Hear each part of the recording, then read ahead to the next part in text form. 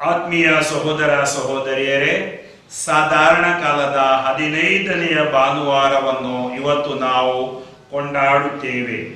ಈ ದಿವ್ಯ ಬಲಿಪೂಜೆಯನ್ನು corona virus ಸೋಂಕಿನ ಕಾರಣ ಬಲಿಪೂಜೆಗೆ ಹೋಗಲಾಗದವರಿಗೆ ಮತ್ತು ಮನೆಯಲ್ಲಿ ಅನಾರೋಗ್ಯದಲ್ಲಿದ್ದವರ ಆರೋಗ್ಯಕ್ಕಾಗಿ ನಾನು ಅರ್ಪಿಸುತ್ತೇನೆ. ವಿಶ್ವದಲ್ಲಿರುವ ಈ ಮಹಾಮಾರಿ ಕೋವಿಡ್-19 ದೇವರು ದೂರ ಮಾಡಲೆಂದು ಈ ದಿವ್ಯ ಬಲಿಪೂಜೆಯಲ್ಲಿ ನಾವು ಪ್ರಾರ್ಥಿಸೋಣ. ಪಿತನ ಮತ್ತು ಸುತನ ಮತ್ತು ಪವಿತ್ರಾತ್ಮನ ನಾಮದಲ್ಲಿ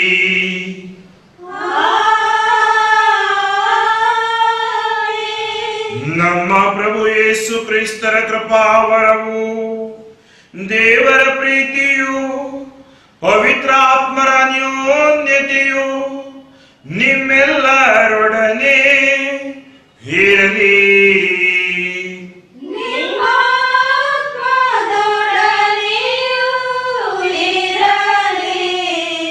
ದೇವರು ಪ್ರೀತಿ ಸ್ವರೂಪಿ. ಆ ಪ್ರೀತಿಯ ಸಂಕೇತವೇ ಪ್ರಭು ಯೇಸು.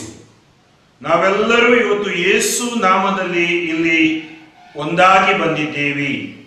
ಯೇಸು ನಮ್ಮನ್ನು ನಮ್ಮ ಪಾಪಗಳಿಂದ ವಿಮೋಚಿಸಿದವರು. ದೇವರ ಸಾಮ್ರಾಜ್ಯಕ್ಕೆ ಕರೆ ನೀಡುತ್ತಾ ಯೇಸು ಹೇಳಿದರು, ಪಶ್ಚಾತ್ತಾಪಪಟ್ಟು ಪಾಪಕ್ಕೆ ವಿಮುಖರಾಗಿ ಪ್ರಭುವಿನಲ್ಲಿ, ದೇವರಲ್ಲಿ ವಿಶ್ವಾಸವಿಡಿ, ಶುಭ ಸಂದೇಶದಲ್ಲಿ ವಿಶ್ವಾಸವಿಡಿ. ಇವತ್ತು ಅವರ ಶುಭ ಸಂದೇಶವನ್ನು ನಾವು ಆಲಿಸುತ್ತೇವೆ, ಈ ದಿವ್ಯ ಬಲಿಯನ್ನು ನಾವು ಅರ್ಪಿಸುತ್ತೇವೆ ಮತ್ತು ಅವರ ಕೃಪೆಗೆ ಪಾತ್ರರಾಗುತ್ತೇವೆ. ಆತ್ಮೀಯರೇ, ನಾವೆಲ್ಲರೂ ಬಲಹೀನರು. ನಮ್ಮ ಬಲಹೀನತೆಯಿಂದ ನಾವು ಮಾಡಿದ ಎಲ್ಲಾ ಪಾಪಗಳನ್ನು ನಾವು ಈಗ ಒಪ್ಪಿಕೊಳ್ಳೋಣ. ಪಶ್ಚಾತ್ತಾಪ ಹೃದಯದಿಂದ ದೇವರ ಮುಂದೆ ನಿಂತು ಈ ದಿವ್ಯ ಬಲಿಯನ್ನು ಅರ್ಪಿಸಲು ನಮ್ಮನ್ನೇ ನಾವು ಸಿದ್ಧಪಡಿಸೋಣ.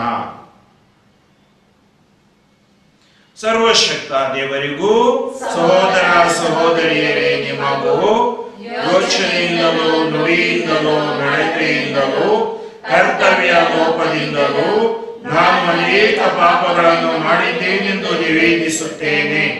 ನನ್ನ ಪಾಪವೇ, ನನ್ನ ಪಾಪವೇ, ನನ್ನ ಮಹಾಪಾಪವೇ. ಆದುದರಿಂದ ಸದಾ ಕನ್ನಿಕೆಯಾದ ಸಂತ ಮರಿಯಮ್ಮನವರನ್ನು, ಸಕಲ ದೇವದೂತರನ್ನು, ಸಂತರನ್ನು, ಸಹೋದರ ಸಹೋದರಿಯರೇ ನಿಮ್ಮನ್ನು, ನನಗಾಗಿ ನಮ್ಮ ಪ್ರಭು ದೇವರನ್ನು ಪ್ರಾರ್ಥಿಸಬೇಕೆಂದು ಬೇಡಿಕೊಳ್ಳುತ್ತೇನೆ. ಸರ್ವಶಕ್ತ ದೇವರು ನಮಗೆ ದಯೆ ತೋರಿಸಿ ನಮ್ಮ ಪಾಪಗಳನ್ನು ಕ್ಷಮಿಸಿ ನಮ್ಮನ್ನು ನಿತ್ಯ ಜೀವಕ್ಕೆ ಕರೆದೊಯ್ಯಲಿ.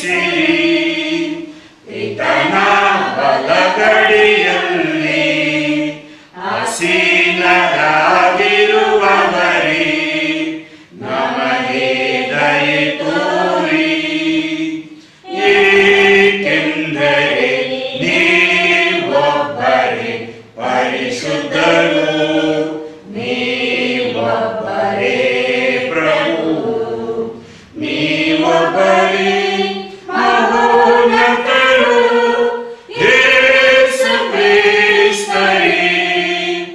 ಪವಿತ್ರಾತ್ಮರೊಡನೆ ದೇವಪಿತನ ಮಹಿಮೆಯಲ್ಲಿ ಇರುವವರು ನೀವು. Amen, amen, amen. ಪ್ರಾರ್ಥಿಸೋಣ. ದೇವರೇ, ದಾರಿ ತಪ್ಪಿ ನಿಮ್ಮಿಂದ ಅಗಲಿ ಹೋದವರು ಸನ್ಮಾರ್ಗಕ್ಕೆ ಹಿಂತಿರುಗುವಂತೆ ನಿಮ್ಮ ಸತ್ಯದ ಬೆಳಕನ್ನು ಅವರಿಗೆ ತೋರಿಸುತ್ತೀರಿ. ತಾವು ನಿವೇದಿಸುವ ವಿಶ್ವಾಸದ ನಿಮಿತ್ತ ಕ್ರೈಸ್ತರೆನಿಸಿಕೊಂಡವರು ಕ್ರಿಸ್ತರ ನಾಮಕ್ಕೆ ವಿರುದ್ಧವಾದುದೆಲ್ಲವನ್ನು ತ್ಯಜಿಸಿ ಆ ನಾಮಕ್ಕೆ ಗೌರವ ತರುವುದೆಲ್ಲವುಗಳ ಬಗ್ಗೆ ಶ್ರಮಿಸುವಂತೆ ನಿಮ್ಮ ಕೃಪಾವರವನ್ನು ದಯಪಾಲಿಸಿರಿ. ನಿಮ್ಮೊಂದಿಗೆ ಪವಿತ್ರ ಆತ್ಮರ ಐಕ್ಯದಲ್ಲಿ ದೇವರಾಗಿ ಯುಗ ಯುಗಾಂತರಕ್ಕೂ ಜೀವಿಸಿ ಆಳುವ ನಮ್ಮ ಪ್ರಭು ನಿಮ್ಮ ಪುತ್ರರು ಆಗಿರುವ ಯೇಸು ಕ್ರಿಸ್ತರ ಮುಖಾಂತರ ನಿಮ್ಮನ್ನು ಪ್ರಾರ್ಥಿಸುತ್ತೀವಿ.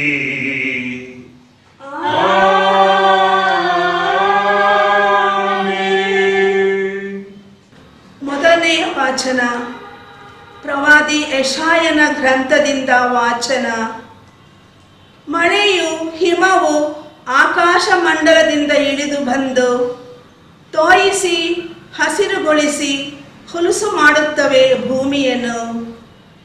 ಬಿತ್ತುವವನಿಗೆ ಬೀಜ, ಉಣ್ಣುವವನಿಗೆ ಆಹಾರ ಒದಗಿಸದೆ ಹಿಂದಿರುಗಿ ಬರುವುದಿಲ್ಲ ಅವು ಸುಮ್ಮನೆ ಬಂದಲ್ಲಿಗೆ. ಅಂತೆಯೇ ನನ್ನ ಬಾಯಿಯಿಂದ ಹೊರಡುವ ಮಾತು ನನ್ನ ಇಷ್ಟಾರ್ಥವನ್ನು ನೆರವೇರಿಸಿದ ಹೊರತು, ನನ್ನ ಉದ್ದೇಶವನ್ನು ಕೈಗೂಡಿಸಿದ ಹೊರತು ನನ್ನ ಬಳಿಗೆ ವ್ಯರ್ಥವಾಗಿ ಹಿಂದಿರುಗದು. ಪ್ರಭುವಿನ ವಾಕ್ಯ. ದೇವರಿಗೆ ಕೃತಜ್ಞತೆ ಸಲ್ಲಲಿ. ಕೆಲವು ಬೀಜಗಳು ಹದವಾದ ಭೂಮಿಯಲ್ಲಿ ಬಿದ್ದು ಫಲವನ್ನು ಕೊಟ್ಟವ. ಕೆಲವು ಬೀಜಗಳು ಹದವಾದ ಭೂಮಿಯಲ್ಲಿ ಬಿದ್ದು ಫಲವನ್ನು ಕೊಟ್ಟವು.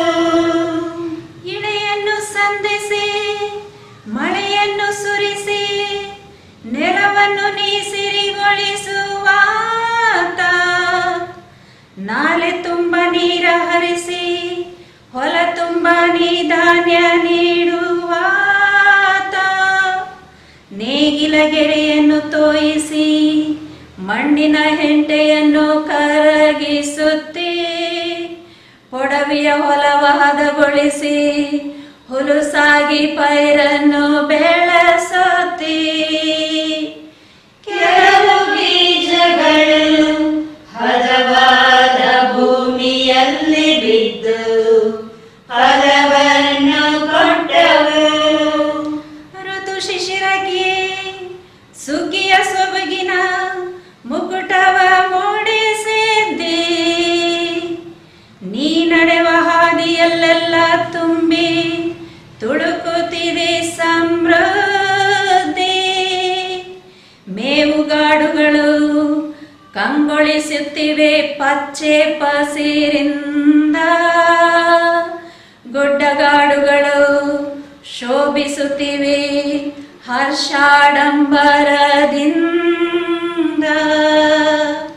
ಕೆಲವು ಬೀಜಗಳು ಹದವಾದ ಭೂಮಿಯಲ್ಲಿ ಬಿದ್ದು ಫಲವನ್ನು ಕೊಟ್ಟವು. ಹುಲ್ಲುಗಾವಲುಗಳು ತುಂಬಿ ತುಳುಕುತ್ತಿವೆ ಕುರಿ ಹಿಂಡುಗಳಿಂದ, ಕಣಿ ಕಣಿವೆ ಕಂದರಗಳಿದು ಕಂಗೊಳಿಸುತ್ತಿವೆ ತೆನೆ ಕಾಳುಗಳಿಂದ. ಇಳೆ ಮೊಳಗುತ್ತಿದೆ ಆನಂದ ಘೋಷ ಸಂತಸ ಗೀತೆಗಳಿಂದ. ಇಳೆ ಮೊಳಗುತ್ತಿವೆ ಆನಂದ ಘೋಷ ಸಂತಸ ಗೀತೆಗಳಿಂದ. ಕೆಲವು ಬೀಜಗಳು ಹದವಾದ ಭೂಮಿಯಲ್ಲಿ ಬಿದ್ದು ಫಲವನ್ನು ಕೊಟ್ಟವು. ಎರಡನೆಯ ವಾಚನ. ಪೌಲನು ರೋಮನರಿಗೆ ಬರೆದ ಪತ್ರದಿಂದ ವಾಚನ.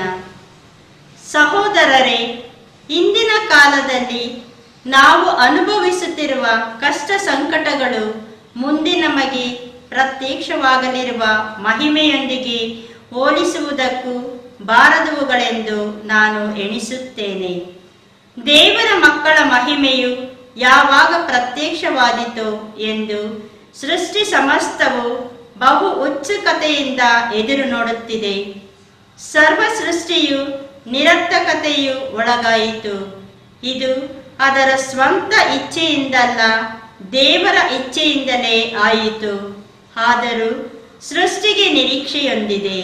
ಅದೇನೆಂದರೆ ಸೃಷ್ಟಿಯು ಸಹ ವಿನಾಶವಿಧಿಯಿಂದ ಬಿಡುಗಡೆಯಾಗಿ ದೇವರ ಮಕ್ಕಳ ಮಹಿಮಾಯುತ ಸ್ವಾತಂತ್ರ್ಯದಲ್ಲಿ ಪಾಲುಗೊಳ್ಳುತ್ತದೆ ಎಂಬುದೇ. ಸೃಷ್ಟಿ ಸಮಸ್ತವು ಇಂದಿನವರೆಗೆ ನರಳುತ್ತಾ ಪ್ರಸವ ವೇದನೆ ಪಡುತ್ತಾ ಇದೆ ಎಂಬುದು ನಮಗೆ ತಿಳಿದಿದೆ. ಸೃಷ್ಟಿ ಮಾತ್ರವಲ್ಲ, ದೇವರ ಕೃಪಾವರಗಳಲ್ಲಿ ಪ್ರಥಮ ಫಲವಾಗಿ ಪವಿತ್ರಾತ್ಮ ಅವರನ್ನೇ ಪಡೆದಿರುವ ನಾವು ಸಹ ನಮ್ಮೊಳಗೆ ನರಳುತ್ತಿದ್ದೇವೆ. ದೇವರ ಮಕ್ಕಳಿಗೆ ದೊರೆಯುವ ಸೌಭಾಗ್ಯವನ್ನು, ನಮ್ಮ ಸಂಪೂರ್ಣ ವಿಮೋಚನೆಯನ್ನು ನಿರೀಕ್ಷಿಸುತ್ತಿದ್ದೇವೆ. ಪ್ರಭುವಿನ ವಾಕ್ಯ. ದೇವರಿಗೆ ಕೃತಜ್ಞತೆ ಸಲ್ಲಲಿ. ಹಲ್ಲೆಲೂಯಾ, ಸ್ತುತಿ ಸ್ತೋತ್ರ ಹಲ್ಲೆಲೂಯಾ. ಯೇಸುವನ್ನು ಸ್ತುತಿಸುವ ಹಲ್ಲೆಲೂಯಾ. ಹಲ್ಲೆಲೂಯಾ, ಸ್ತುತಿ ಸ್ತೋತ್ರ ಹಲ್ಲೆಲೂಯಾ. ಯೇಸುವನ್ನು ಸ್ತುತಿಸುವ ಹಲ್ಲೆಲೂಯಾ. ನನ್ನ ಕುರಿಗಳಾದರೂ ನನ್ನ ಸ್ವರವನ್ನು ಗುರುತಿಸುತ್ತವೆ. ನಾನು ಅವನ್ನು ಬಲ್ಲೆನು, ಅವು ನನ್ನನ್ನು ಹಿಂಬಾಲಿಸುತ್ತವೆ. ಹಲ್ಲೆಲೂಯಾ. ಹಲ್ಲೆಲೂಯಾ, ಸ್ತುತಿ ಸ್ತೋತ್ರ ಹಲ್ಲೆಲೂಯಾ. ಯೇಸುವನ್ನು ಸ್ತುತಿಸುವ ಹಲ್ಲೆಲೂಯಾ. ಹಲ್ಲೆಲೂಯಾ, ಸ್ತುತಿ ಸ್ತೋತ್ರ ಹಲ್ಲೆಲೂಯಾ. ಯೇಸುವನ್ನು ಸ್ತುತಿಸುವ ಹಲ್ಲೆಲೂಯಾ. ಪ್ರಭು ನಿಮ್ಮೊಡನೆ ಇರಲಿ. ನಿಮ್ಮ ಆತ್ಮದೊಡನೆಯೂ ಇರಲಿ. ಮತ್ತಾಯನು ಬರೆದ ಪವಿತ್ರ ಶುಭ ಸಂದೇಶದಿಂದ ವಾಚನ. ಪ್ರಭು ನಿಮಗೆ ಮಹಿಮೆ ಸಲ್ಲಲಿ. ಆ ಕಾಲದಲ್ಲಿ ಯೇಸು ಮನೆಯಿಂದ ಹೊರಟು ಸರೋವರದ ತೀರದಲ್ಲಿ ಕುಳಿತರು. ಜನರು ತಂಡೋಪತಂಡವಾಗಿ ಕೂಡಿ ಬಂದುದರಿಂದ ದೋಣಿ ಹತ್ತಿ ಕುಳಿತುಕೊಳ್ಳಬೇಕಾಯಿತು. ಜನರು ದಡದಲ್ಲೇ ನಿಂತರು. ಆಗ ಯೇಸು ಅವರಿಗೆ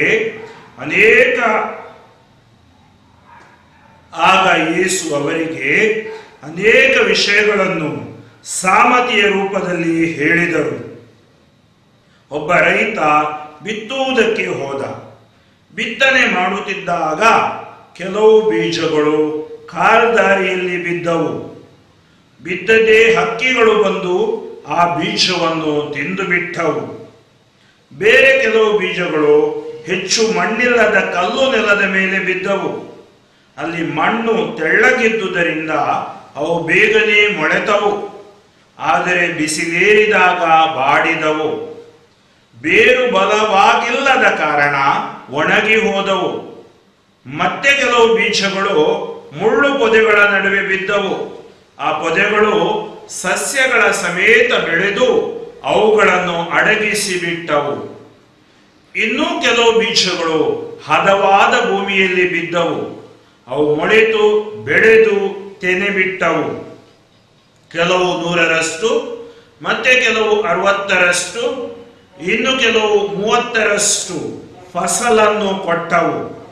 ಕೇಳಲು ಕಿವಿಯುಳ್ಳವನು ಕೇಳಿಸಿಕೊಳ್ಳಲಿ ಎಂದು ಒತ್ತಿ ಹೇಳಿದರು. ತರುವಾಯ ಶಿಷ್ಯರು ಯೇಸುವಿನ ಬಳಿಗೆ ಬಂದು, ನೀವು ಜನರೊಡನೆ ಮಾತನಾಡುವಾಗ ಸಾಮರ್ಥ್ಯಗಳನ್ನು ಉಪಯೋಗಿಸುತ್ತೀರಿ ಏಕೆ ಎಂದು ಕೇಳಿದರು. ಅದಕ್ಕೆ ಪ್ರತ್ಯುತ್ತರವಾಗಿ ಯೇಸು, ಸ್ವರ್ಗ ಸಾಮ್ರಾಜ್ಯದ ರಹಸ್ಯಗಳನ್ನು ಅರಿತುಕೊಳ್ಳುವ ಸದವಕಾಶ ಲಭಿಸಿರುವುದು ನಿಮಗೆ, ಅವರಿಗಲ್ಲ. ಉಳ್ಳವನಿಗೆ ಇನ್ನೂ ಹೆಚ್ಚಾಗಿ ಕೊಡಲಾಗುತ್ತದೆ, ಅವನು ಸಮೃದ್ಧನಾಗುತ್ತಾನೆ. ಇಲ್ಲದವನಿಂದ ಇರುವ ಕಿಂಚಿತ್ತನ್ನು ಕಸಿದುಕೊಳ್ಳಲಾಗುತ್ತದೆ. ಅವರೊಡನೆ ಸಾಮತಿ ರೂಪದಲ್ಲಿ ಮಾತನಾಡುವುದಕ್ಕೆ ಕಾರಣ ಇದು: ಅವರು ಕಣ್ಣಾರೆ ನೋಡಿದರೂ ಕಾಣುವುದಿಲ್ಲ, ಕಿವಿಯಾರೆ ಕೇಳಿದರೂ ಕಿವಿಗೊಡುವುದಿಲ್ಲ, ಗ್ರಹಿಸುವುದೂ ಇಲ್ಲ. ಪ್ರವಾದಿ ಯೆಶಾಯನ ಈ ಪ್ರವಚನ ಅವರಲ್ಲಿ ಈಡೇರುತ್ತದೆ. ಕೇಳಿ ಕೇಳಿಯೂ ಗ್ರಹಿಸರು, ನೋಡಿ ನೋಡಿಯೂ ಕಾಣರು. ಈ ಜನರ ಹೃದಯ ಕಲ್ಲಾಗಿದೆ, ಕಿವಿ ಮಂದವಾಗಿದೆ, ಕಣ್ಣು ಮಬ್ಬಾಗಿದೆ. ಇಲ್ಲದಿದ್ದರೆ ಇವರ ಕಣ್ಣು ಕಾಣುತ್ತಾ, ಕಿವಿ ಕೇಳುತ್ತಾ, ಹೃದಯ ಗ್ರಹಿಸುತ್ತಾ ನನ್ನತ್ತ ತಿರುಗುತ್ತಿದ್ದರು. ದೇವರಾದ ನಾನಿವರನ್ನು ಸ್ವಸ್ಥಪಡಿಸುತ್ತಿದ್ದೆನು. ನೀವಾದರೂ ಭಾಗ್ಯವಂತರು, ನಿಮ್ಮ ಕಣ್ಣುಗಳು ಕಾಣುತ್ತವೆ, ಕಿವಿಗಳು ಕೇಳುತ್ತವೆ. ಎಷ್ಟೋ ಪ್ರವಾದಿಗಳು ಹಾಗೂ ಸತ್ಪುರುಷರು ನೀವು ನೋಡುವುದನ್ನು ಕೇಳುವುದಕ್ಕೂ, ನೋಡುವುದನ್ನು ನೋಡುವುದಕ್ಕೂ, ಕೇಳುವುದಕ್ಕೂ ಅಪೇಕ್ಷಿಸಿದರು. ಆದರೆ ಅವರು ನೋಡಲೂ ಇಲ್ಲ, ಕೇಳಲೂ ಇಲ್ಲ ಎಂಬುದು ನಿಮಗೆ ತಿಳಿದಿರಲಿ. ಈಗ ಬಿತ್ತುವವನ ಸಾಮರ್ಥ್ಯ ಅರ್ಥವನ್ನು ಕೇಳಿ. ಒಬ್ಬನು ಶ್ರೀ ಸಾಮ್ರಾಜ್ಯದ ಸಂದೇಶವನ್ನು ಕೇಳಿ ಅದನ್ನು ಗ್ರಹಿಸದೇ ಹೋದರೆ, ಕೇಡಿಗನು ಬಂದು ಅವನ ಹೃದಯದಲ್ಲಿ ಬಿತ್ತಿದ್ದ ಬೀಜವನ್ನು ತೆಗೆದೆಸೆಯುತ್ತಾನೆ. ಇವನು ಕಾಲ್ದಾರಿಯಲ್ಲಿ ಬಿದ್ದ ಬೀಜವನ್ನು ಹೋಲುತ್ತಾನೆ. ಬೇರೊಬ್ಬನು ಈ ಸಂದೇಶವನ್ನು ಕೇಳಿದ ಕೂಡಲೇ ಅದನ್ನು ಸಂತೋಷದಿಂದ ಸ್ವೀಕರಿಸುತ್ತಾನೆ. ಆದರೆ ಅದು ತನ್ನಲ್ಲಿ ಬೇರೂರದ ಕಾರಣ ಸ್ವಲ್ಪ ಕಾಲ ಮಾತ್ರ ಇದ್ದು, ಸಂದೇಶದ ನಿಮಿತ್ತ ಕಷ್ಟ ಕೋಟಲೆಗಳು ಬಂದೊದಗಿದಾಗ ಕೂಡಲೇ ಎಡವಿ ಬೀಳುತ್ತಾನೆ. ಇವನು ಕಲ್ಲು ನೆಲದ ಮೇಲೆ ಬಿದ್ದ ಬೀಜವನ್ನು ಹೋಲುತ್ತಾನೆ. ಇನ್ನೊಬ್ಬನು ಸಂದೇಶವನ್ನೇನೋ ಕೇಳುತ್ತಾನೆ, ಆದರೆ ಪ್ರಾಪಂಚಿಕ ಚಿಂತನೆಗಳು, ಐಶ್ವರ್ಯದ ವ್ಯಾಮೋಹಗಳು ಆ ಸಂದೇಶವನ್ನು ಫಲ ಬಿಡದಂತೆ ಅದುಮಿ ಬಿಡುತ್ತವೆ. ಇವನು ಮುಳ್ಳು ಪೊದೆಗಳಲ್ಲಿ ಬಿದ್ದ ಬೀಜವನ್ನು ಹೋಲುತ್ತಾನೆ. ಇನ್ನೊಬ್ಬನು ವಾಕ್ಯವನ್ನು ಕೇಳುತ್ತಾನೆ, ಗ್ರಹಿಸಿಕೊಳ್ಳುತ್ತಾನೆ, ಫಲಪ್ರದನಾಗಿ 100ರಷ್ಟು, 60ರಷ್ಟು, 30ರಷ್ಟು ಫಲ ಕೊಡುತ್ತಾನೆ. ಇವನು ಹದವಾದ ಭೂಮಿಯಲ್ಲಿ ಬಿದ್ದ ಬೀಜವನ್ನು ಹೋಲುತ್ತಾನೆ ಎಂದರು. ಪ್ರಭುವಿನ ಶುಭ ಸಂದೇಶ. ಕ್ರಿಸ್ತವೇ ನಿಮಗೆ ಸ್ತುತಿ ಸಲ್ಲಲಿ. ಯೇಸುವೆ ಸ್ತೋತ್ರ, ಯೇಸುವೆ ವಂದನೆ, ಯೇಸುವೆ ಆರಾಧನೆ. ದೇವರ ವಾಕ್ಯವೆಂದು ಶಾಶ್ವತ, ದೇವರ ವಾಕ್ಯವೇ ಉನ್ನತ. ಭಾನುಭೂಮಿ ಅಳಿದರು ಅಳಿಯದೆಂದು ವಾಕ್ಯವು, ದೇವರ ವಾಕ್ಯವೆಂದು ಶಾಶ್ವತ. ಆತ್ಮೀಯ ಸಹೋದರ ಸಹೋದರಿಯರೇ, ಇಂದಿನ ಶುಭ ಸಂದೇಶ ಮತ್ತು ಇಂದಿನ ವಾಚನಗಳು ದೇವರ ವಾಕ್ಯದ ಕುರಿತು ನಮಗೆ ಬೋಧನೆಯನ್ನು ನೀಡುತ್ತವೆ. ದೇವರ ವಾಕ್ಯ ನಮ್ಮ ಬಾಳಿಗೆ ದಾರಿದೀಪ. ನೋಡಿ, ಈ ದೇವರ ವಾಕ್ಯದ ಪ್ರಯೋಜನ ಏನು? ಈ ದೇವರ ವಾಕ್ಯ ನಮ್ಮಲ್ಲಿ ಹೇಗೆ ನಾವು ಸ್ವೀಕರಿಸಬೇಕು? ಈ ದೇವರ ವಾಕ್ಯ ನಮಗೆ ಹೇಗೆ ಜಯವನ್ನು ಕೊಡುತ್ತೆ? ಈ ದೇವರ ವಾಕ್ಯ ನಮ್ಮ ಜೀವನದಲ್ಲಿ ಹೇಗೆ ಫಲವನ್ನು ಕೊಡುತ್ತೆ ಎಂಬುದಾಗಿ ಇಂದಿನ ಶುಭ ಸಂದೇಶದಲ್ಲಿ ಯೇಸು ಸವಿಸ್ತಾರವಾಗಿ ನಮಗೆ ತಿಳಿಸುತ್ತಾರೆ. ಆತ್ಮೀಯರೇ, ಇನ್ನು ನಾವು ಮೊದಲು ಶುಭ ಸಂದೇಶದ ಆ ವಾಕ್ಯವನ್ನು ಆಲಿಸುತ್ತಾ ಮೊದಲನೆಯ ಹಾಗೂ ಎರಡನೆಯ ವಾಚನಗಳನ್ನು ನಾವು ಧ್ಯಾನಿಸೋಣ. ನೋಡಿ, ಯೇಸು ಸಾಮತಿಗಳ ರೂಪದಲ್ಲಿ ಮಾತನಾಡುತ್ತಿದ್ದರು. ಅನೇಕ ಸಾಮತಿಗಳು, ಸದಯ ಸಮರಿತನ ಸಾಮತಿ, ದುಂದುಗಾರ ಮಗನ ಸಾಮತಿ, ಹೀಗೆ ಅನೇಕ ಸಾಮತಿಗಳನ್ನು ನಾವು ನೋಡ್ತೀವಿ. ಇವತ್ತೊಂದು ಯೇಸು ಈ ಸಾಮತಿಯನ್ನು ಹೇಳುತ್ತಾರೆ. ಯಾವ ಸಾಮತಿ? ಒಬ್ಬ ರೈತ ಬಿತ್ತುವುದಕ್ಕೆ ಹೋದ. ಯೇಸು ಹುಟ್ಟಿದ ಊರು ಇಸ್ರಾಯೇಲ್ ನಾಡು, ನಜರೇತ್, ನಮ್ಗೆ ಗೊತ್ತಿದೆ, ಬೆತ್ಲೆಹೇಮ್. ಆ ಊರಿನಲ್ಲಿ ಈ ರೈತರು ಇದ್ದರು. ಇವುಗಳೆಲ್ಲವನ್ನು ಯೇಸು ನೋಡಿ ಬೆಳೆದರು.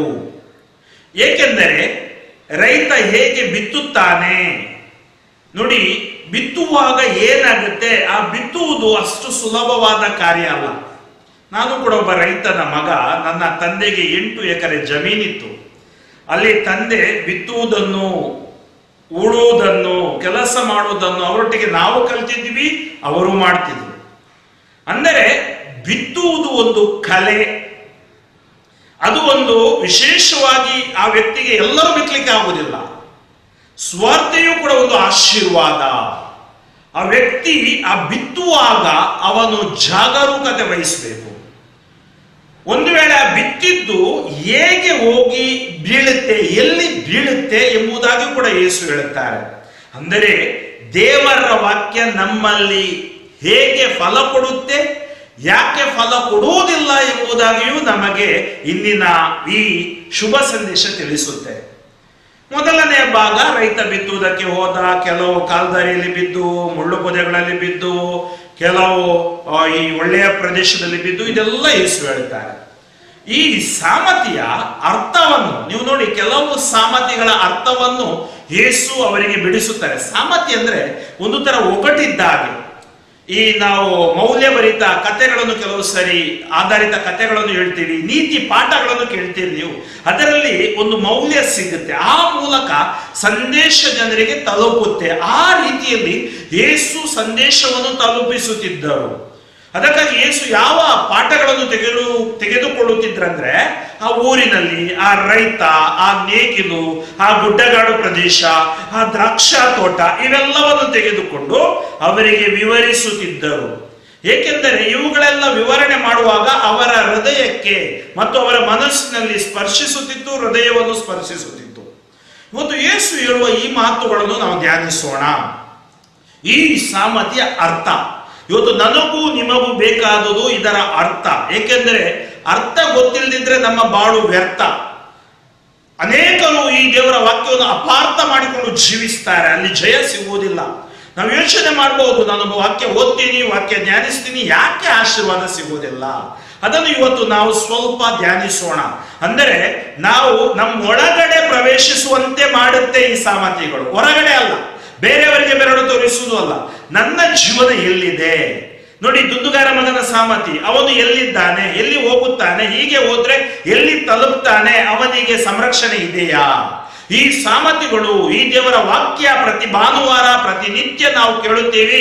ನಮ್ಮ ಒಳಗಡೆ ಇರುವ ಆ ಒಂದು ಜೀವನವನ್ನು ನೋಡಲು ಮತ್ತು ಯೇಸುವಿನ ಹಾದಿಯಲ್ಲಿ ಜೀವಿಸಲು ನಮಗೆ ಆಹ್ವಾನವನ್ನು ನೀಡುತ್ತದೆ. ಅದರಿಂದ ಯೇಸು ಈ ಸಾಮರ್ಥ್ಯ ಅರ್ಥ ಹೇಳುತ್ತಾರೆ, ಕೇಳಿ. ಒಬ್ಬನು ಶ್ರೀ ಸಾಮ್ರಾಜ್ಯದ ಸಂದೇಶವನ್ನು ಕೇಳಿ ಅದನ್ನು ಗ್ರಹಿಸದೆ ಹೋದರೆ, ನೋಡಿ ಇವತ್ತು ತುಂಬಾ ಜನ ದೇವರ ವಾಕ್ಯ ಕೇಳ್ತಾರೆ, ಗ್ರಹಿಸದೆ ಹೋದರೆ. ನಮಗೆ ಅತಿ ಮುಖ್ಯವಾದುದು ಗ್ರಹಿಸುವುದು. ಯಾವಾಗ ನಮ್ಮ ಗ್ರಹಿಕೆ ತಪ್ಪಾಗುತ್ತೆ, ನಾವು ಎಡವಿ ಬೀಳ್ತೀವಿ. ದೇವರ ವಾಕ್ಯವನ್ನು ಗ್ರಹಿಸಲು ಆತ್ಮರ ಶಕ್ತಿ ಅವರು ಕೊಡ್ತಾರೆ. ಅದಕ್ಕೆ ನಾವು ಬೈಬಲ್ ಓದುವಾಗ ಮೊದಲು ಪವಿತ್ರ ಆತ್ಮರಲ್ಲಿ ನಾವು ಪ್ರಾರ್ಥಿಸ್ತೀವಿ. ಆತ್ಮೀಯ ಸಹೋದರ ಸಹೋದರಿಯರು, ಒಬ್ಬನು ಶ್ರೀ ಸಾಮ್ರಾಜ್ಯದ ಸಂದೇಶವನ್ನು ಕೇಳಿ ಅದನ್ನು ಗ್ರಹಿಸದೆ ಹೋದರೆ ಕೇಡಿಗನು ಬಂದು, ಸೈತಾನನು ಬಂದು ಅವನ ಹೃದಯದಲ್ಲಿ ಬಿತ್ತಿದ ಬೀಜವನ್ನು ತೆಗೆಯುತ್ತಾನೆ. ಇವನು ಕಾಲ್ದಾರಿಯಲ್ಲಿ ಬಿದ್ದ ಬೀಜವನ್ನು ಓದುತ್ತಾನೆ. ನೋಡಿ, ಕಾಲ್ದಾರಿಯಲ್ಲಿ ಬಿದ್ದ ಏನಾಗುತ್ತೆ? ಅವನು ಸಾಮ್ರಾಜ್ಯದ ವಾಕ್ಯವನ್ನು ಕೇಳ್ತಾನೆ, ಸಂದೇಶ ಕೇಳ್ತಾನೆ, ಗ್ರಹಿಸೋಲ್ಲ. ಈ ಕಿವಿಯಿಂದ ಕೇಳ್ತಾನೆ, ಈ ಕಿವಿಯಿಂದ ಬಿಡ್ತಾನೆ.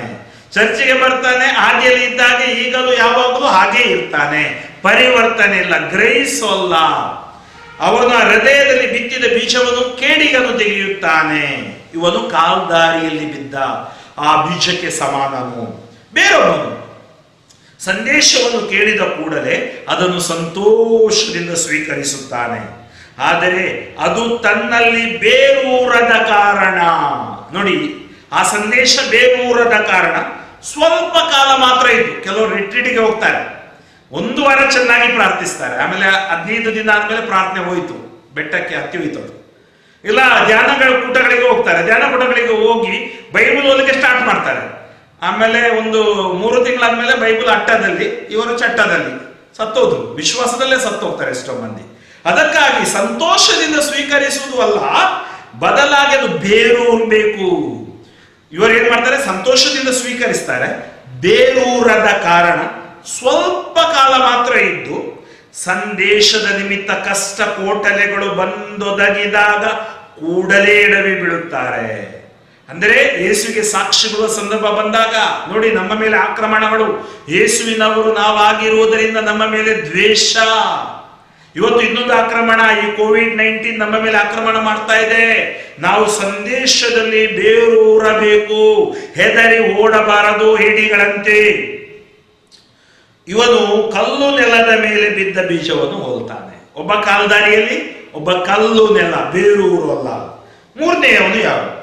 ಇನ್ನೊಬ್ಬನು ಸಂದೇಶವನ್ನೇನೋ ಕೇಳುತ್ತಾನೆ, ಆದರೆ ಪ್ರಾಪಂಚಿಕ ಚಿಂತನೆಗಳು, ಪ್ರಾಪಂಚಿಕ ಕಾಮ, ಕ್ರೋಧ, ಮದ, ಮತ್ಸರ, ಇದೆಲ್ಲ ಪ್ರಾಪಂಚಿಕ ಚಿಂತನೆಗಳು, ಐಶ್ವರ್ಯದ ವ್ಯಾಮೋಹಗಳು, ದುಡ್ಡು, ಅನೈತಿಕತೆ, ಇದೆಲ್ಲ ಅವನಿಗೆ ಏನ್ ಮಾಡುತ್ತೆ? ವ್ಯಾಮೋಹ. ಆ ಸಂದೇಶವನ್ನು ಫಲ ಬಿಡದಂತೆ ಅದುಮಿ ಬಿಡುತ್ತದೆ. ಫಲ ಬಿಡದಂತೆ ಸಂದೇಶ ಕೇಳ್ತಾನೆ, ಆದ್ರೆ ನೋಡಿ, ನಾವು 2 ದೋಣಿಯಲ್ಲಿ ಕಾಲಿಟ್ಟ ಹಾಗೆ ನಮ್ಮನ್ನು ಅದುಮಿ ಬಿಡುತ್ತವೆ ಪ್ರಾಪಂಚಿಕ ಚಿಂತನೆಗಳು, ಐಶ್ವರ್ಯದ ವ್ಯಾಮೋಹಗಳು. ಇವನು ಮುಳ್ಳು ಪೊದೆಯಲ್ಲಿ ಬಿದ್ದ ಬೀಜವನ್ನು ಹೋಗುತ್ತಾನೆ. ಒಂದು ಕಾಲ್ದಾರಿಯಲ್ಲಿ, ಎರಡನೇದು ಕಲ್ಲಿನ ಮೇಲೆ ಬಿದ್ದ ಆ ಬೀಜದಂತೆ, ಮತ್ತೊಬ್ಬನು ಮುಳ್ಳು ಪೊದೆಯಲ್ಲಿ ಬಿದ್ದ ಬೀಜದಂತೆ. ಅಂದ್ರೆ ಈ ಮೂವರು ಯಶಸ್ಸು ಪಡೆಯೋಲ್ಲ. ಇವತ್ತು ನಾವು ಕೂಡ ಕಾಲ್ದಾರಿಯಲ್ಲಿ ಮತ್ತು ಆ ಮುಳ್ಳು ಪೊದೆಗಳಲ್ಲಿ ಅಥವಾ ಕಲ್ಲು ನೆಲದ ಮೇಲೆ ಬಿದ್ದರೆ ನಾವು ಯಶಸ್ಸು. ಅಂದರೆ ನಮ್ಮ ಜೀವನ ಯೇಸುವಿನಲ್ಲಿ ನಾವು ಜೀವಿಸುವಾಗ ಪ್ರಾಪಂಚಿಕ ವ್ಯಾಮೋಹಗಳು, ಸಂಶಯಗಳು, ಇವುಗಳಿಂದ ನಾವು ಬಿಡುಗಡೆ ಹೊಂದಬೇಕು. ಕೊನೆಯದಾಗಿ ಹೇಳ್ತಾರೆ, 4ನೆಯವನು ಯಾರು? ಇನ್ನೊಬ್ಬನು ವಾಕ್ಯವನ್ನು ಕೇಳುತ್ತಾನೆ, ಗ್ರಹಿಸಿಕೊಳ್ಳುತ್ತಾನೆ, ಫಲಪ್ರದನಾಗಿ ಕೆಲವರು 100ರಷ್ಟು, ಕೆಲವರು 60ರಷ್ಟು, ಕೆಲವರು 30ರಷ್ಟು ಫಲ ಕೊಡುತ್ತಾರೆ. ನೋಡಿ, ಅವರು ಗ್ರಹಿಸಿಕೊಂಡವರು ಒಂದೇ ರೀತಿ ಕೊಡಬೇಕಾಗಿಲ್ಲ. ಕೆಲವರು 100ರಷ್ಟು, 60ರಷ್ಟು, 30ರಷ್ಟು ಫಲ ಕೊಡುತ್ತಾರೆ. ಇವರು ಹದವಾದ ಭೂಮಿಯಲ್ಲಿ ಬಿದ್ದ ಬೀಜವನ್ನು ಓದುತ್ತಾನೆ. ಈ ಬೀಜ ಅಂದರೆ ದೇವರ ವಾಕ್ಯ, ದೇವರ ಸಂದೇಶ. ಈ ಕೇಡಿಗ ಸೈತಾನ. ಆ ಬೀಜ ಬಿತ್ತುವವನು ಆ ರೈತ, ದೇವರ ವಾಕ್ಯ, ಪ್ರಭು ಯೇಸು. ಅದನ್ನು ನಾವು ಸ್ವೀಕರಿಸಬೇಕು. ನಮ್ಮ ಜೀವನ ಕಾಲ್ದಾರಿಯ, ಮುಳ್ಳು ಪೊದೆಗಳ ಅಥವಾ ಕಲ್ಲು ದಾರಿಯ ಜೀವನ ಆಗಬಾರ್ದು, ಹದವಾದ ಸಿದ್ಧತೆ. ಅದಕ್ಕಾಗಿ ದಿವ್ಯ ಬಲಿ ಪೂಜೆ ಅರ್ಪಿಸುವ ಮುನ್ನ, ಬರುವ ಮುನ್ನ ನಾವು ಸಿದ್ಧತೆ ಮಾಡ್ತೀವಿ, ನಮ್ಮ ಪಾಪಗಳಿಗೆ ಪಶ್ಚಾತ್ತಾಪ ಪಡ್ತೀವಿ, ಈ ದೇವರ ವಾಕ್ಯದ ಮೂಲಕ ನಮ್ಮನ್ನು ನಾವು ಶುದ್ಧೀಕರಿಸಿಕೊಳ್ತೀವಿ. ತದನಂತರ ಈ ಪ್ರತಿಷ್ಠಾ ಪ್ರಾರ್ಥನೆ, ಬಲಿಪೂಜೆಯನ್ನು ನಾವು ಮಾಡಿ ಆ ಪರಮ ಪ್ರಸಾದವನ್ನು ಸ್ವೀಕರಿಸುತ್ತೇವೆ. ಯೇಸುವಿನಲ್ಲಿ ನಾವು ಬಲಶಾಲಿಗಳಾಗುತ್ತೀವಿ. ಈ ವಾಕ್ಯದ ಉಪಯೋಗ ಏನು ಎಂಬುದಾಗಿ ಮೊದಲನೇ ವಾಚನ ಯೆಶಾಯ ಪ್ರವಾದಿಯ ಗ್ರಂಥ 55ನೇ ಅಧ್ಯಾಯ ವಾಕ್ಯ 10 ಮತ್ತು 11 ನಮಗೆ ಬಹಳ ಸುಂದರವಾಗಿ ಈ ವಾಕ್ಯದ ಪ್ರಯೋಜನವನ್ನು ತಿಳಿಸುತ್ತದೆ. ನೋಡಿ, ಈಗ ಯೇಸು ಹೇಳಿದ ಹದವಾದ ಭೂಮಿ, ಆ ಹದವಾದ ಭೂಮಿಯಲ್ಲಿ ಬಿದ್ದ ಬೀಜ ಅಂದರೆ ಹೃದಯದಲ್ಲಿ ಗ್ರಹಿಸಿದಾಗ ದೇವರ ವಾಕ್ಯ ಏನಾಗುತ್ತೆ? ಮಳೆಯು ಹಿಮವು ಆಕಾಶ ಮಂಡಲದಿಂದ ಇಳಿದು ಬಂದು ತೋಯಿಸಿ ಹಸಿರುಗೊಳಿಸಿ ಹುಲುಸು ಮಾಡುತ್ತವೆ ಭೂಮಿಯನ್ನು. ನಮಗೆ ಗೊತ್ತು, ಮಳೆ ಮತ್ತು ಹಿಮ ಆಕಾಶ ಮಂಡಲದಿಂದ ಬಂದು ಭೂಮಿಯನ್ನು ಏನ್ ಮಾಡುತ್ತದೆ? ಹಸಿರು ತೋಯಿಸಿ ಹಸಿರುಗೊಳಿಸಿ ಹುಲುಸು ಮಾಡುತ್ತವೆ. ಅದು ಏನ್ ಮಾಡುತ್ತೆ? ಬಿತ್ತುವವನಿಗೆ ಬೀಜ, ಉಣ್ಣುವವನಿಗೆ ಆಹಾರ ಒದಗಿಸಬೇಕು. ಹೇಗೆ ಆಹಾರ ಬರುತ್ತೆ? ಆ ಮಳೆ ಬಂದಿದ್ದರಿಂದ, ಈ ಭೂಮಿ ಒದ್ದೆಯಾಗಿದ್ದರಿಂದ ಅಲ್ಲಿ ಬಿತ್ತುವವನಿಗೆ ಆಶೀರ್ವಾದ. ಇವತ್ತು ಆ ದೇವರ ವಾಕ್ಯವಾಸ್ತೆ ನಮ್ಮಲ್ಲಿ ಬಂದಾಗ ನಮ್ಮ ಒಳಗಡೆ ಅದು ಹುಲುಸಾದ ಪ್ರದೇಶ ನಾವು ಸಿದ್ಧತೆ ಮಾಡಬೇಕು, ಅಲ್ಲಿ ಫಲ ಕೊಡುತ್ತದೆ. ಅಂತೆಯೇ ನನ್ನ ಬಾಯಿಂದ ಹೊರಡುವ ಮಾತು ನನ್ನ ಇಷ್ಟಾರ್ಥವನ್ನು ನೆರವೇರಿಸದ ಹೊರತು, ನನ್ನ ಉದ್ದೇಶವನ್ನು ಕೈಗೂಡಿಸಿದ ಹೊರತು ನನ್ನ ಬಳಿಗೆ ವ್ಯರ್ಥವಾಗಿ ಹಿಂದಿರುಗದು. ಅಂದ್ರೆ ಹೇಗೆ ಮಳೆ ಆಶೀರ್ವಾದವಾಗಿ ವಾಪಸ್ ಹೋಗುತ್ತೆ ಒಬ್ಬ ರೈತನಿಗೆ, ಹಾಗೆಯೇ ದೇವರ ವಾಕ್ಯ, ಪ್ರತಿನಿತ್ಯ ನಾವು ಆಲಿಸುವ ವಾಕ್ಯ, ಪ್ರತಿ ಭಾನುವಾರ ಆಲಿಸುವ 3 ವಾಚನಗಳು ನಮಗೆ ಫಲ ಕೊಡುತ್ತವೆ. ಆ ಫಲ ನಮ್ಮಲ್ಲಿ ಶಾಶ್ವತವಾಗಿ ಉಳಿಯುತ್ತದೆ. ಆ ಫಲ ನಮಗೆ ನಮ್ಮ ಸಂರಕ್ಷಣೆಗೆ ಕಾರಣವಾಗುತ್ತದೆ. ಅದಕ್ಕಾಗಿ ಇವತ್ತಿನ ಕೀರ್ತನೆಯಲ್ಲಿ, ಶ್ಲೋಕದಲ್ಲಿ ನಾವು ಹಾಡಿದೆವು, ಕೆಲವು ಬೀಜಗಳು ಹದವಾದ ಭೂಮಿಯಲ್ಲಿ ಬಿದ್ದು ಫಲ ಕೊಟ್ಟವು. ಆ ಲೂಕನ 8:8 ವಾಕ್ಯವನ್ನು ನಾವು ಹಾಡಿದ್ವಿ. ಹಾಗೆ ಕೀರ್ತನೆ 65ರಲ್ಲಿ ಹೇಗೆ ಈ ಮಳೆಗೂ ಭೂಮಿಗಿರುವ ಮತ್ತು ಋತು ಶಿಶಿರಕ್ಕೆ ಸುಗ್ಗಿಯ ಸೊಬಗಿನ ಇದಕ್ಕಿರುವ ಒಂದು ಸಂಬಂಧವನ್ನು, ಹಾಗೂ ಹೇಗೆ ಹುಲ್ಲು ಗಾವಲುಗಳು ತುಂಬಿ ತುಳುಕುತ್ತವೆ, ಇದರ ಕುರಿತು ಆ ಕೀರ್ತನೆ ಹೇಳುತ್ತೆ. ಇಂದಿನ 2ನೇ ವಾಚನಕ್ಕೆ ನಾವು ಹೋದ್ರೆ ಸಂತ ಪೌಲ ಬಹಳ ಸುಂದರವಾಗಿ ಹೇಳ್ತಾನೆ. ಸಕಲ ಸೃಷ್ಟಿ ಸಂರಕ್ಷಣೆಗಾಗಿ ಕಾಯ್ತಾ ಇದೆ ಅಂತೆ. ಇತ್ತೀಚಿನ ದಿನಗಳಲ್ಲಿ ನಾವು ನಮ್ಮ ಜಗದ್ಗುರುಗಳು ಸೃಷ್ಟಿಯ ಕುರಿತು ಮತ್ತು ಸೃಷ್ಟಿಯ ಪೋಷಣೆ ಮಾಡಲು ನಮಗೆ ಕರೆ ನೀಡಿದ್ದಾರೆ. ಅನೇಕ ಧರ್ಮ ಕ್ಷೇತ್ರಗಳು ಇದರ ಕುರಿತು ಹೆಚ್ಚಿನ ಚಿಂತನೆಯನ್ನು, ಇವತ್ತು ಇಡೀ ಸೃಷ್ಟಿ ಅಲ್ಲೋಲ ಕಲ್ಲೋಲವಾಗಿದೆ ಮನುಷ್ಯನ ಸ್ವಾರ್ಥದಿಂದ, ಅವನ ಅಹಂಕಾರ ಅಥವಾ ಅವನ ಗರ್ವದಿಂದ. ಅದಕ್ಕಾಗಿ ಸಂತ ಪೌಲ ಹೇಳ್ತಾನೆ, ಇಂದಿನ ಕಾಲದಲ್ಲಿ ನಾವು ಅನುಭವಿಸುತ್ತಿರುವ ಕಷ್ಟ ಸಂಕಟಗಳು, ಈಗ ಕೊರೋನಾ ಕಷ್ಟ ಸಂಕಟ ಇದೆ, ನಮಗೆ ಸಾಲ ಸೋಲುಗಳಿವೆ, ಈ ಕಷ್ಟ ಸಂಕಟಗಳು ಮುಂದೆ ನಮಗೆ ಪ್ರತ್ಯಕ್ಷವಾಗಲಿರುವ ಮಹಿಮೆಯೊಂದಿಗೆ ಹೋಲಿಸುವುದಕ್ಕೂ ಬಾರದವುಗಳೆಂದು ನಾನು ಎಣಿಸುತ್ತೇನೆ. ದೇವರ ಮಕ್ಕಳ ಮಹಿಮೆಯು ಯಾವಾಗ ಪ್ರತ್ಯಕ್ಷವಾದಿತೋ ಎಂದು ಸೃಷ್ಟಿ ಸಮಸ್ತವು ಬಹು ಉತ್ಸುಕತೆಯಿಂದ ಎದುರು ನೋಡುತ್ತಿದೆ. ಸರ್ವ ಸೃಷ್ಟಿಯು ನಿರರ್ಥಕತೆಗೆ ಒಳಗಾಯಿತು. ನೋಡಿ, ಮನುಷ್ಯನ ಕಾರಣ, ಪಾಪದ ಕಾರಣ ಸಕಲ ಸೃಷ್ಟಿ ನಿರರ್ಥಕತೆಗೆ ಒಳಗಾಯಿತು. ಇದು ಅದರ ಸ್ವಂತ ಇಚ್ಛೆಯಿಂದ ಅಲ್ಲ, ದೇವರ ಇಚ್ಛೆಯಿಂದಲೇ ಆಯಿತು. ಆದರೂ ಸೃಷ್ಟಿಗೊಂದು ನಿರೀಕ್ಷೆ ಇದೆ, ನಮಗೂ ಒಂದು ನಿರೀಕ್ಷೆ ಇದೆ. ಅದೇನೆಂದರೆ ಸೃಷ್ಟಿಯೂ ಸಹ ವಿನಾಶ ವಿಧಿಯಿಂದ ಬಿಡುಗಡೆಯಾಗಿ ದೇವರ ಮಕ್ಕಳ ಮಹಿಮಾಯುತ ಸ್ವಾತಂತ್ರ್ಯದಲ್ಲಿ ಪಾಲುಗೊಳ್ಳುತ್ತದೆ ಎಂಬುದೇ. ಯೇಸು ಯೆಶಾಯ ಪ್ರವಾದಿಯಲ್ಲಿ ನಾವು ನೋಡ್ತೀವಿ, ಹೊಸ ಸ್ವರ್ಗ ಹಾಗೂ ಹೊಸ ಆಕಾಶ, ಹೊಸ ಭೂಮಿ ಅಂತೇಳಿ ನೋಡಿದ್ದೀರಲ್ಲ. ಈ ಸೃಷ್ಟಿ ಪರಿವರ್ತನೆ ಹೊಂದುತ್ತೆ ಅಂತೆ. ಸೃಷ್ಟಿ ಸಮಸ್ತವು ಇಂದಿನವರೆಗೆ ನರಳುತ್ತಾ ಪ್ರಸವ ವೇದನೆ ಪಡುತ್ತಾ ಇದೆ ಎಂಬುದು ನಮಗೆ ತಿಳಿದಿದೆ. ಸೃಷ್ಟಿ ಮಾತ್ರವಲ್ಲ, ದೇವರ ಕೃಪಾವರಗಳಲ್ಲಿ ಪ್ರಥಮ ಫಲವಾಗಿ ಪವಿತ್ರಾತ್ಮ ಅವರನ್ನೇ ಪಡೆದಿರುವ ನಾವು ಸಹ ನಮ್ಮೊಳಗಡೆ ನರಳುತ್ತಿದ್ದೇವೆ. ನೋಡಿ, ಒಂದು ನರಳಾಟ ನಮ್ಮೊಳಗಡೆ ಇದೆ. ಇವತ್ತು ಬಾಹ್ಯವಾಗಿ ಕೊರೋನಾ ಬಂದಿದೆ, ಆದ್ರೂ ಅನೇಕ ಕಷ್ಟ ಸಂಕಟಗಳು ನಮ್ಮೊಳಗಡೆ ಇವೆ. ಈ ನರಳಾಟ ನಾವೇನ್ ಮಾಡ್ಬೇಕು? ಹೇಗೆ ಜಯಿಸಬೇಕು? ದೇವರ ವಾಕ್ಯದ ಶಕ್ತಿಯಿಂದ ಜಯಿಸಬೇಕು. ದೇವರ ಮಕ್ಕಳಿಗೆ ದೊರೆಯುವ ಸೌಭಾಗ್ಯವನ್ನು, ನಮ್ಮ ಸಂಪೂರ್ಣ ವಿಮೋಚನೆಯನ್ನು ನಿರೀಕ್ಷಿಸುತ್ತಿದ್ದೇವೆ. ನಮಗೆ ದೇವರ ವಾಕ್ಯವಾದ ಯೇಸು ಸಂಪೂರ್ಣ ವಿಮೋಚನೆಯನ್ನು ಕೊಡುತ್ತಾರೆ. ಇವತ್ತು ಆ ವಿಮೋಚನೆಗೆ ಸಾಧನ ಸಂಸ್ಕಾರಗಳು, ದೇವರ ವಾಕ್ಯ ಪ್ರೇರಿತ, ದೇವರ ವಾಕ್ಯ, ಈ ವಾಚನಗಳು. ಆದ್ದರಿಂದ ಆತ್ಮೀಯರೇ, ಈ ದಿನಗಳಲ್ಲಿ ನಾವು ಮನೆಯಲ್ಲಿದ್ದೀವಿ, ಕಷ್ಟದಲ್ಲಿದ್ದೀವಿ, ಕ್ವಾರಂಟೈನ್ ಅಲ್ಲಿ ಇರಬಹುದು, ಹೊರ ದೇಶದಲ್ಲಿದ್ದೀವಿ, ಒಳಗಡೆ ಭಾರತಕ್ಕೆ ಬರಲಿಕ್ಕೆ ಆಗ್ತಾ ಇಲ್ಲ, ತುಂಬಾ ನಮ್ಮ ಸಹೋದರ ಸಹೋದರಿಯರನ್ನು ಭೇಟಿ ಮಾಡಲು ಆಗ್ತಾ ಇಲ್ಲ. ಈ ಸಂದರ್ಭದಲ್ಲಿ ನಾವು ಕಂಗೆಡುವುದು ಅಲ್ಲ, ಭಯಪಡುವುದು ಅಲ್ಲ, ಬದಲಾಗಿ ದೇವರ ವಾಕ್ಯದೊಳಗಡೆ ಇಳಿಯೋಣ, ದೇವರ ವಾಕ್ಯ ಧ್ಯಾನಿಸೋಣ, ದೇವರ ವಾಕ್ಯ ನಮಗೆ ಜಯ ಕೊಡುತ್ತೆ. ದೇವರ ವಾಕ್ಯ ನಮಗೆ ಸ್ವಸ್ಥತೆ ನೀಡುತ್ತೆ. ಮಾರಣಾಂತಿಕ ಕಾಯಿಲೆಗಳು, ವ್ಯಾಧಿಗಳು ಈ ಸುಜ್ಞಾನ ಗ್ರಂಥ 16:12 ಹೇಳುತ್ತೆ, ಅವರು ಗುಣ ಹೊಂದಿದ್ದು ಗಿಡ ಮೂಲಿಕೆಗಳಿಂದ ಅಲ್ಲ, ಮೆತ್ತಗೆ ಮಾಡುವಂತ ಮುಲಾಮಿನಿಂದ ಅಲ್ಲ. 15 ಸರ್ವೇಶ್ವರ ಎಲ್ಲವನ್ನು ಸ್ವಸ್ಥವಾಗಿಸುವಂತಹ ನಿಮ್ಮ ವಾಕ್ಯದಿಂದ. ಕೀರ್ತನೆ 107:19-20 ಅವರು ಕಷ್ಟ ಸಂಕಟದಲ್ಲಿ ಮೊರೆ ಇತ್ತರು ಪ್ರಭುವಿಗೆ, ಬಿಕ್ಕಟ್ಟಿನಿಂದ ಬಿಡುಗಡೆ ಇತ್ತರು ಅವರಿಗೆ, ತಮ್ಮ ವಾಕ್ಯವನ್ನು ಕಳುಹಿಸಿ ಅವರನ್ನು ಗುಣಪಡಿಸಿದರು. 1 ಪೇತ್ರ 2:8 ಹೇಳುತ್ತೆ, ದೇವಜನರು ದೇವರ ವಾಕ್ಯದಲ್ಲಿ ವಿಶ್ವಾಸ ವಿಡದಿರುವುದರಿಂದಲೇ ಎಡವಿ ಬೀಳುತ್ತಾರೆ, ಗ್ರಹಿಸಿಕೊಳ್ಳದಿರುವುದರಿಂದಲೇ ಎಡವಿ ಬೀಳುತ್ತಾರೆ.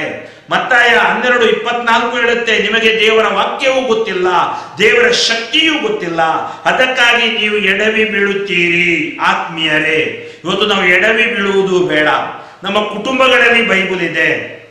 ಇವತ್ತು ನಮ್ಮ ಆ ದೇವರ ವಾಕ್ಯವನ್ನು ಮನೆಯಲ್ಲಿ ಓದೋಣ. ಪ್ರತಿನಿತ್ಯ ಅಟ್ಲೀಸ್ಟ್ ಒಂದೊಂದು ಅಧ್ಯಾಯವನ್ನು ನಾವು ಅಭ್ಯಸಿಸೋಣ, ಓದೋಣ, ಹಾಗೂ ನಾವು ಅದರ ಅನುಭವವನ್ನು ಪಡೆಯೋಣ. ದಯಾಮಯ ದೇವರು, ಏಕೆಂದರೆ ಎಫೆಸದವರಿಗೆ ಬರೆದ ಪತ್ರಿಕೆಯಲ್ಲಿ ಸಂತ ಪೌಲರು ಹೇಳ್ತಾರೆ, ಪವಿತ್ರಾತ್ಮರ ಖಡ್ಗವಾದ ದೇವರ ವಾಕ್ಯ ನಿಮಗೆ ಕೊಡುಗೆಯಾಗಲಿ. ಅದು ಪವಿತ್ರಾತ್ಮರ ಕೊಡುಗೆಯಾದ ದೇವರ ವಾಕ್ಯ ನಿಮಗೆ ಖಡ್ಗ. ಆ ದೇವರ ವಾಕ್ಯವೆಂಬ ಖಡ್ಗ ಉಪಯೋಗಿಸಿ ಯೇಸು ಸೈತಾನನನ್ನು ಸೋಲಿಸಿದರು. ಇವತ್ತು ಕೇಡಿಗನನ್ನು ನಾವು ಸೋಲಿಸಬೇಕು.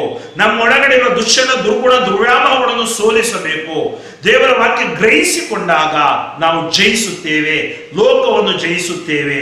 ಅದಕ್ಕೆ ಯೇಸು ಹೇಳಿದ್ದಾರೆ, ನಾನು ಲೋಕವನ್ನು ಜಯಿಸಿದ್ದೇನೆ, ನೀವು ಲೋಕವನ್ನು ಜಯಿಸುವಿರಿ. ಅದರಿಂದ ಆತ್ಮೀಯ ಸಹೋದರ ಸಹೋದರಿಯರೇ, ಈ ದೇವರ ವಾಕ್ಯವಾದ ಪ್ರಭು ಯೇಸು ನಮ್ಮನ್ನು ಸ್ಪರ್ಶಿಸಲಿ, ಆಶೀರ್ವದಿಸಲಿ, ನಮಗೆ ಬಿಡುಗಡೆ ಕೊಡಲೆಂದು ನಾವು ಈ ದಿನ ಈ ವಾಕ್ಯದ ಸತ್ಪ್ರಯೋಜನವನ್ನು ಪಡೆದು ಗ್ರಹಿಸಿ ಜಯಿಸೋಣ. ಮಾತ್ರವಲ್ಲ, ಎಲ್ಲ ಮಾರಕ ವ್ಯಾಧಿಯಿಂದ ಮತ್ತೆ ನೂತನ ಸೃಷ್ಟಿಗಳಾಗೋಣ ಪ್ರಭು ಯೇಸುವಿನ ಆ ವಾಕ್ಯದ ಶಕ್ತಿಯಿಂದ. 2 ಕರಗಳನ್ನು ಹೃದಯದ ಮೇಲಿಟ್ಟು ಕಣ್ಣುಗಳನ್ನು ಮುಚ್ಚಿ ಪ್ರಾರ್ಥಿಸಿ. ಸ್ತುತಿಗಳ ಮಧ್ಯೆ ವಾಸಿಸುವವನು, ಸ್ತುತಿಗೆ ಪಾತ್ರನು, ಸ್ತುತಿಯಲ್ಲಿ ಜೀವಿಸುವನು ಆದ ಪ್ರಭು ಯೇಸುವೆ, ಇಂದು ವಾಕ್ಯದ ಕುರಿತು ನಮಗೆ ಬೋಧನೆಯನ್ನು ಮಾಡಿದ್ದಕ್ಕಾಗಿ ವಂದಿಸುವಾಗ, ವಿಶೇಷವಾಗಿ ಅನಾರೋಗ್ಯದಿಂದ ಎಷ್ಟೋ ಮಂದಿ ಇವತ್ತು ನರಳುತ್ತಾರೆ. ಭಯ ಭೀತಿ ಕಾಡುತ್ತಾ ಇದೆ. ಕೊರೋನಾ ಸೋಂಕು ಹಬ್ಬುತ್ತಾ ಇದೆ. ಎಲ್ಲಿದೆ ನಮಗೆ ರಕ್ಷಣೆ? ಎಲ್ಲಿದೆ ನಮಗೆ ಜಯ? ಯೇಸುವೇ, ನೀವೇ ನಮಗೆ ರಕ್ಷಣೆ. ನಿಮ್ಮ ವಾಕ್ಯವೇ ನಮಗೆ ಆಶೀರ್ವಾದ. ಕಾಲ್ದಾರಿಯಲ್ಲಿ ಕಲ್ಲು, ಮುಳ್ಳಿನ ಹಾದಿಯಲ್ಲಿ, ಮುಳ್ಳು ಪೊದೆಯಲ್ಲಿ ಬಿದ್ದ ಬೀಜಗಳಾಗದಂತೆ ನಾವು ಹದವಾದ ಈ ಭೂಮಿಯಲ್ಲಿ ಬಿದ್ದ, ಅಂದರೆ ನಮ್ಮ ಮನಗಳು ನಿಮ್ಮ ವಾಕ್ಯಕ್ಕೆ ತೆರೆಯಲ್ಪಡಲಿ. ನಮ್ಮ conscious, unconscious, subconscious mind, body, mind and soul, ಮನಸ್ಸು, ದೇಹ, ಆತ್ಮ ನಿಮ್ಮ ವಾಕ್ಯಕ್ಕೆ ತೆರೆಯಲ್ಪಡಲಿ. ವಾಕ್ಯದಿಂದ ದೂರ ಸರಿದಿದ್ದಕ್ಕಾಗಿ ಪಶ್ಚಾತ್ತಾಪ ಪಡುತ್ತೇವೆ. ಯೇಸುವೆ, ನಿಮ್ಮ ವಾಕ್ಯದ ಮೂಲಕ ಬೋಧಿಸಿದಾಗ ಅದ್ಭುತಗಳನ್ನು ನಾವು ನೋಡುತ್ತೇವೆ. ಇವತ್ತು ಈ ದಿವ್ಯ ಬಲಿಪೂಜೆಯನ್ನು ಅರ್ಪಿಸಿದ ಹಾಗೂ ಈ ವಾಕ್ಯವನ್ನು ಆಲಿಸಿದ ಪ್ರತಿಯೊಬ್ಬರ ಮೇಲೆ ಈ ವಾಕ್ಯದ ಶಕ್ತಿಯಿಂದ ಅದ್ಭುತಗಳು ನಡೆಯಲಿ. ಯೇಸು ನಾಮದಲ್ಲಿ ನಿಮಗೆ ಜಯ ಲಭಿಸಲಿ. ಯೇಸು ವಾಕ್ಯದಲ್ಲಿ ಸೌಖ್ಯ ಲಭಿಸಲಿ. ಯೇಸು ರಕ್ತದ ಲಸಿಕೆ ಸಂರಕ್ಷಣೆ ನಿಮ್ಮ ಗುಡಾರದ ಮನೆಯ ಮೇಲೆ ಇಳಿದು ಬರಲಿ. ಎಲ್ಲ ಕೇಡುಗಳಿಂದ, ವೇದನೆಗಳಿಂದ, ವ್ಯಾಧಿಗಳಿಂದ, ಪಾಪ ಶಾಪಗಳಿಂದ ಯೇಸು ನಿಮಗೆ ಬಿಡುಗಡೆ ಕೊಡಲಿ. 2 ಕರಗಳನ್ನು ಮೇಲೆತ್ತಿ ನೀವು ಸ್ತುತಿಸಿ, ಹಾಲೆಲೂಯಾ, ಹಾಲೆಲೂಯಾ, ಹಾಲೆಲೂಯಾ. ಹಾಲಮರಗೆ ಬಿರಶಾರ ಬಲಕರ ಶಂದರಿಯರವರ ಅಲ್ಫಕೊರ ರಾಫ. ಯೇಸು ನಾಮದಲ್ಲಿ ಎಲ್ಲ COVID-19 ನಿಂದ ನರಳುತ್ತಿರುವ ಎಲ್ಲರೂ ಪಾಸಿಟಿವ್ ಆಗಿರುವ, ನೆಗೆಟಿವ್ ಆಗಲಿ. ಈ ಸೋಂಕು ನಮ್ಮ ಮನೆಯ ಬಳಿ ಬಾರದಿರಲಿ. ನಮ್ಮ ಊರಿನಿಂದ, ನಮ್ಮ ದೇವಾಲಯಗಳಿಂದ, ನಮ್ಮ ಕುಟುಂಬಗಳಿಂದ, ನಮ್ಮ ರಾಜ್ಯದಿಂದ, ದೇಶದಿಂದ, ಪ್ರತಿ ಖಂಡಗಳಿಂದ ಯೇಸು ನಾಮದಲ್ಲಿ ಬಿಟ್ಟು ಸುಟ್ಟು ಬೂದಿಯಾಗಲಿ. ನಾವೆಲ್ಲರೂ ದೇವರ ವಾಕ್ಯ ಓದುತ್ತಾ, ಪ್ರಾರ್ಥಿಸುತ್ತಾ, ಸಂಸ್ಕಾರಗಳ ಮಹತ್ವವನ್ನು ಅರಿತು ಜೀವಿಸುವವರನ್ನು ಕರುಣಿಸಲಿ. ನಮ್ಮ ಪಾಪಗಳನ್ನು ಯೇಸು ಮನ್ನಿಸಲಿ. 38 ವರ್ಷ ಕುರಿಬಾಗಿನ ಬಳಿ ದಾತ ಮುಟ್ಟಿದ ಯೇಸು, ಸತ್ತ ಲಾಸರನಿಗೆ ಜೀವ ಕೊಟ್ಟ ಯೇಸು, ಕುರುಡರಿಗೆ ಕಣ್ಣು, ಕಿವಿಡರಿಗೆ ಕಿವಿ ಕೊಟ್ಟ ಯೇಸು ನಾಮದಲ್ಲಿ ಪ್ರಾರ್ಥಿಸುತ್ತೇನೆ.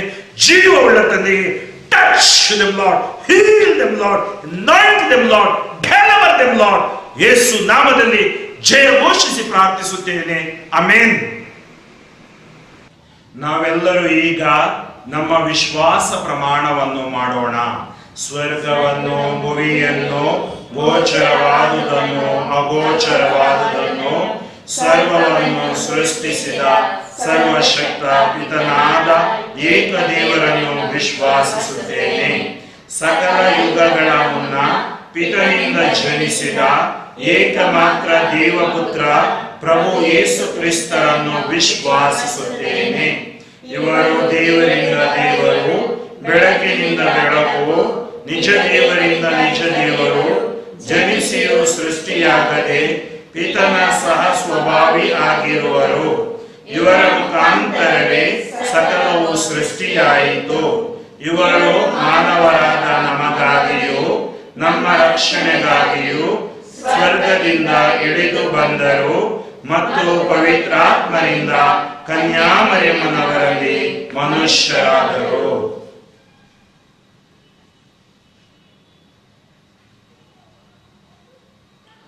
ಪೋನ್ಷಿಯೋಸ್ ಪಿಲಾತನ ಅಧಿಕಾರದಲ್ಲಿ ನಮಗಾಗಿ ಶಿಲುಬೆಗೇರಿಸಲ್ಪಟ್ಟು ಮೃತರಾಗಿ ಸಮಾಧಿ ಮಾಡಲ್ಪಟ್ಟರು. ಪವಿತ್ರ ಗ್ರಂಥಗಳ ಪ್ರಕಾರವೇ ಮೂರನೆಯ ದಿನ ಪುನರ್ಜೀವಂತರಾಗಿ ಎದ್ದರು. ಸ್ವರ್ಗಕ್ಕೇರಿ ಪಿತನ ಬಲಗಡೆಯಲ್ಲಿ ಆಸೀನರಾಗಿರುವರು. ಅಲ್ಲಿಂದ ಜೀವಂತರಿಗೂ ಮೃತರಿಗೂ ತೀರ್ಪು ಕೊಡಲು ಮಹಿಮೆಯೊಂದಿಗೆ ಮರಳಿ ಬರುವರು. ಅವರ ರಾಜ್ಯಕ್ಕೆ ಅಂತ್ಯವಿರದು.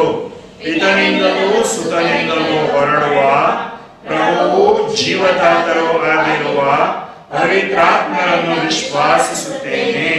ಪ್ರವಾದಿಗಳ ಮುಖಾಂತರ ಮಾತನಾಡಿದ ಇವರು ಪಿತಾ ಮತ್ತು ಸುತನೊಡನೆ ಒಂದಾಗಿ ಆರಾಧನೆಯನ್ನು ಮಹಿಮೆಯನ್ನು ಪಡೆಯುತ್ತಾರೆ. ಏಕ ಪವಿತ್ರ ಕಥೋಲಿಕ ಮತ್ತು ಪ್ರೇಷಿತ ಧರ್ಮಸಭೆಯನ್ನು ವಿಶ್ವಾಸಿಸುತ್ತೇನೆ. ಪಾಪ ಪರಿಹಾರಕ್ಕಾಗಿ ಒಂದೇ ದೀಕ್ಷಾ ಸ್ನಾನ ಇರುವುದೆಂದು ನಿವೇದಿಸುತ್ತೇನೆ.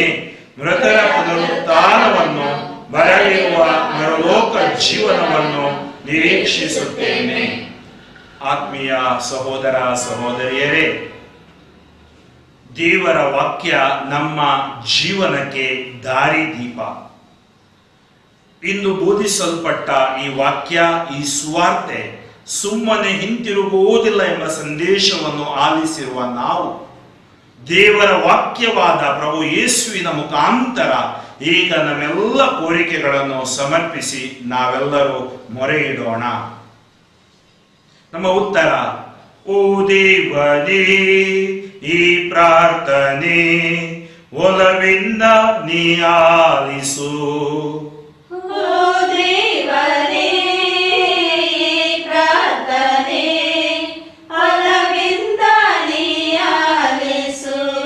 ಪವಿತ್ರ ಕಥೋಲಿಕ ಧರ್ಮಸಭೆಗಾಗಿ ನಾವು ಪ್ರಾರ್ಥಿಸೋಣ. ನಮ್ಮ ಜಗದ್ಗುರುಗಳು, ಧರ್ಮಾಧ್ಯಕ್ಷರುಗಳು, ಧಾರ್ಮಿಕ ಸಹೋದರ ಸಹೋದರಿಯರು, ಗುರುಗಳು ಹಾಗೂ ವಿಶೇಷವಾಗಿ ಧರ್ಮಸಭೆಯನ್ನು ಮುನ್ನಡೆಸುತ್ತಿರುವ ಎಲ್ಲ ಮುಖಂಡರುಗಳ ಮೇಲೆ ಅವರಿಗೆ ಬೇಕಾದ ಸ್ವರ್ಗೀಯ ಜ್ಞಾನ ಮತ್ತು ಪವಿತ್ರಾತ್ಮರ ಚೈತನ್ಯ ಶಕ್ತಿ ದಯಪಾಲಿಸಿ ಈ ಪವಿತ್ರ ಧರ್ಮಸಭೆಯನ್ನು ತಾವು ಮುನ್ನಡೆಸಿ ಕೇಡುಗಳಿಂದ, ಮರಣಾಂತಿಕ ವ್ಯಾಧಿಗಳಿಂದ ರಕ್ಷಿಸಬೇಕೆಂದು ಪ್ರಾರ್ಥಿಸುತ್ತೇವೆ.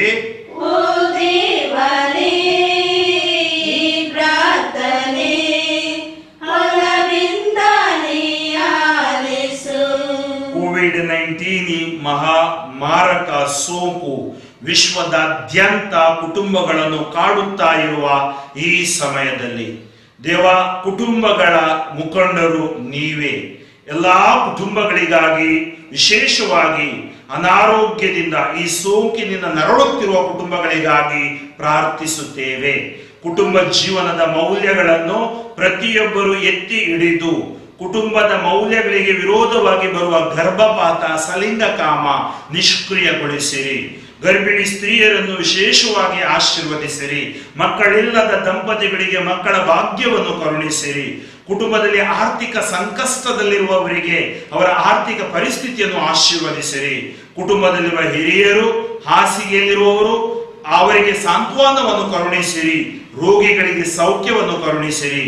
ಹೀಗೆ ನಮ್ಮ ವಿಶ್ವ ಕುಟುಂಬವನ್ನು ವಿಶೇಷವಾಗಿ ಆಶೀರ್ವದಿಸಬೇಕೆಂದು ಮೊರೆ ಇಡುತ್ತಾ ಪ್ರಾರ್ಥಿಸುತ್ತೇವೆ.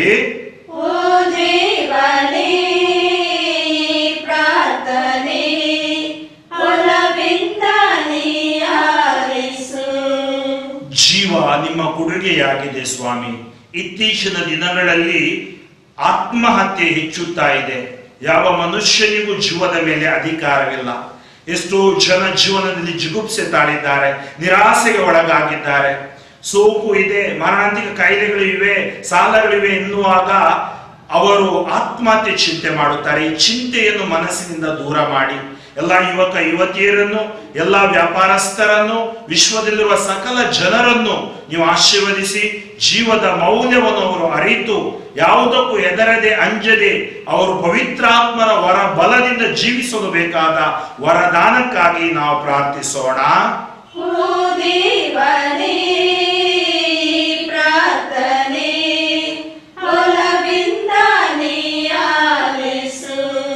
ನಿಮ್ಮ ಧರ್ಮ ಕೇಂದ್ರಗಳಿಗಾಗಿ ಪ್ರಾರ್ಥಿಸಿ. ಇವತ್ತು ಅನೇಕ ಕಡೆ ಕೋವಿಡ್-19 ಸೋಂಕಿನ ಕಾರಣ ಬಲಿ ಪೂಜೆಗಳಿಲ್ಲ. ಕಾರಣ ಸೋಂಕು ಹರಡುತ್ತದೆ ಎಂಬ ಭೀತಿ ಎಲ್ಲೆಡೆ ಆವರಿಸಿದೆ. ಆದರೆ ನಾವು ಮನೆಯಲ್ಲಿ ಜೊತೆ ಸೇರಿ ಪ್ರಾರ್ಥಿಸುವಾಗ 2-3 ಜನ ನನ್ನ ನಾಮದಲ್ಲಿ ಎಲ್ಲಿದ್ದಾರೋ ಅಲ್ಲಿ ನಾನಿದ್ದೀನಿ ಅಂತ ಯೇಸು ಹೇಳಿದ್ದಾರೆ. ನಮ್ಮ ಧರ್ಮ ಕೇಂದ್ರದ ವಿವಿಧ ಧರ್ಮ ಕೇಂದ್ರದ ಎಲ್ಲ ಕುಟುಂಬಗಳು, ನಮ್ಮ ನೆಂಟರಿಷ್ಟರು ಹಾಗೂ ನಮ್ಮ ಸಮುದಾಯ ವಿಶೇಷವಾಗಿ ದೇವರ ಕರುಣೆಯನ್ನು ಹೊಂದಿ ವಿಶ್ವಾಸ ಪ್ರಾರ್ಥನೆಯಲ್ಲಿ ನಾವು ಬಲಗೊಳ್ಳುವಂತೆ ಪ್ರಾರ್ಥಿಸೋಣ.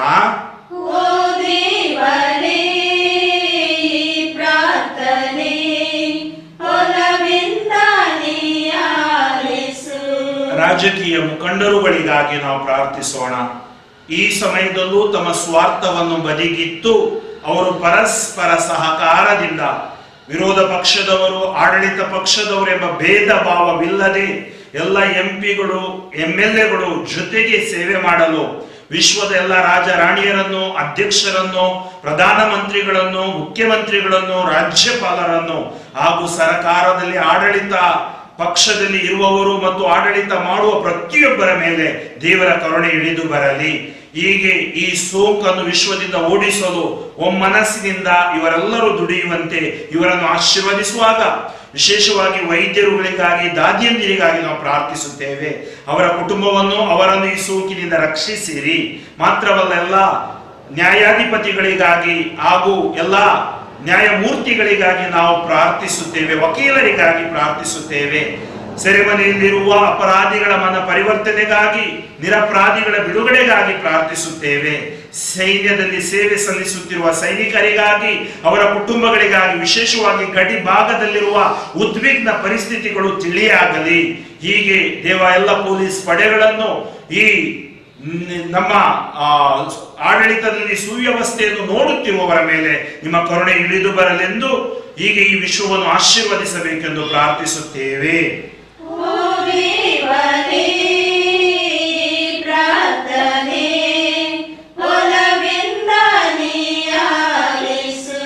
ನಿರಾಶ್ರಿತರು, ನಿರ್ಗತಿಕರು, ಅನಾಥರು, ವಿಧುರರು, ವಿಧವೆಯವರು, ಕಾರ್ಮಿಕ ವರ್ಗದವರು, ರೈತರು, ವಿಶೇಷವಾಗಿ ಕೃಷಿ ಕ್ಷೇತ್ರದಲ್ಲಿ ದುಡಿಯುತ್ತಿರುವವರು, ಅವರಿಗೆ ಉತ್ತಮ ಮಳೆ, ಉತ್ತಮ ಬೆಳೆಯನ್ನು ದಯಪಾಲಿಸು. ಹಾಗೂ ಎಲ್ಲಾ ಬಡ ಜನರನ್ನು, ವಿಶ್ವದಲ್ಲಿರುವ ಶ್ರೀಮಂತ ರಾಷ್ಟ್ರಗಳು ಬಡ ರಾಷ್ಟ್ರಗಳಿಗೆ ನೆರವಾಗಲೆಂದು ಹೀಗೆ ನಾವೆಲ್ಲರೂ ಪ್ರೀತಿಯ ಸಾಮ್ರಾಜ್ಯವನ್ನು ಕಟ್ಟಲು ಬೇಕಾದ ವರದಾನಕ್ಕಾಗಿ ಪ್ರಾರ್ಥಿಸೋಣ.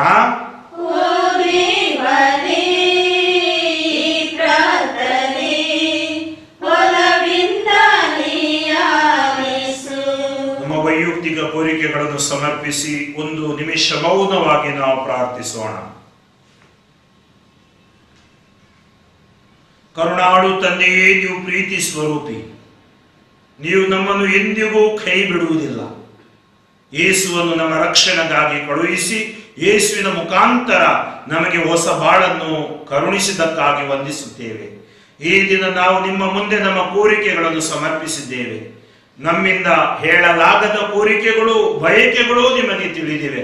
ಅವೆಲ್ಲದವುಗಳಿಗೆ ಸದುತ್ತರವನ್ನು ದಯಪಾಲಿಸಬೇಕೆಂದು ನಿಮ್ಮ ಕುಮಾರರು ಹಾಗೂ ನಮ್ಮ ಏಕೈಕ ರಕ್ಷಕರುವಾದ ಯೇಸು ಕ್ರಿಸ್ತರ ಮುಖಾಂತರ ನಿಮ್ಮನ್ನು ಪ್ರಾರ್ಥಿಸುತ್ತೇವೆ. ಆಮೆನ್.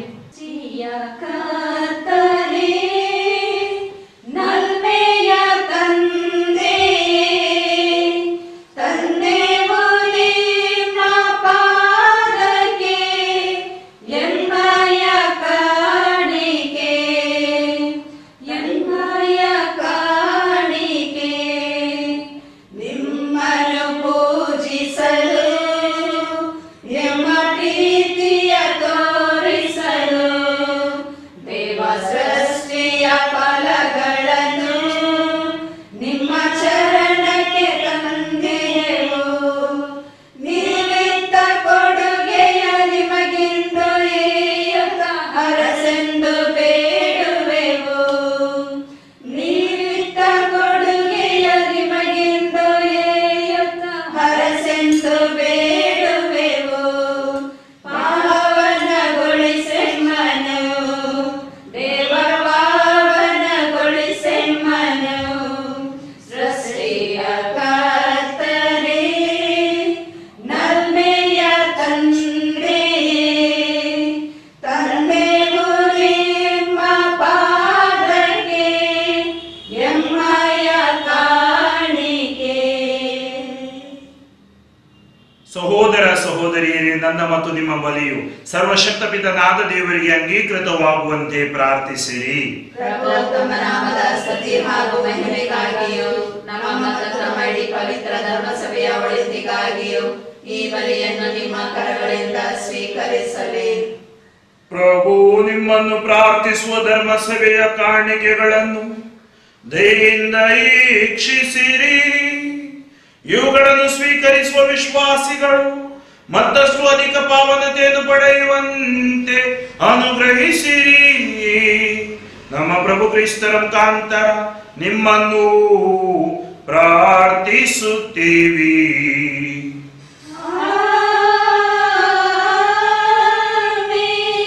ಪ್ರಭು ನಿಮ್ಮೊಡನೆ ಇರಲಿ.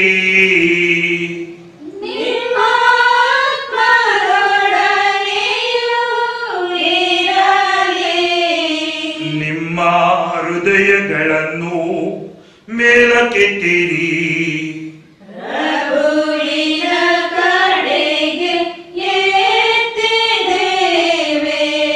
ನಮ್ಮ ಪ್ರಭು ದೇವರಿಗೆ ಕೃತಜ್ಞತೆಯನ್ನು ಸಲ್ಲಿಸೋಣ.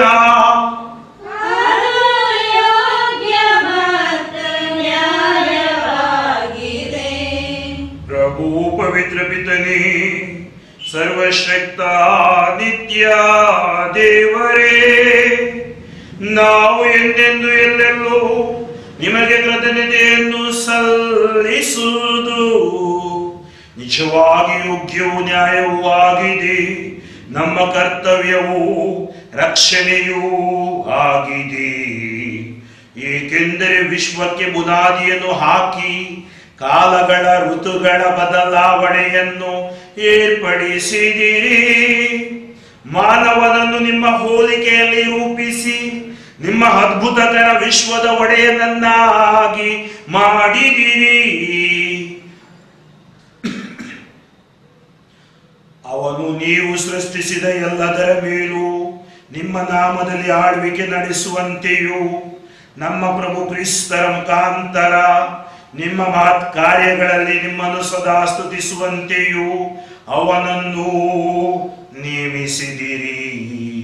ಆದುದರಿಂದ ಸಕಲ ದೂತರೊಂದಿಗೆ ನಿಮ್ಮನ್ನು ಸ್ತುತಿಸುತ್ತಾ ನಾವು ಸಂತಸ ಸಂಭ್ರಮದಿಂದ ಘೋಷಿಸುತ್ತೇವೆ.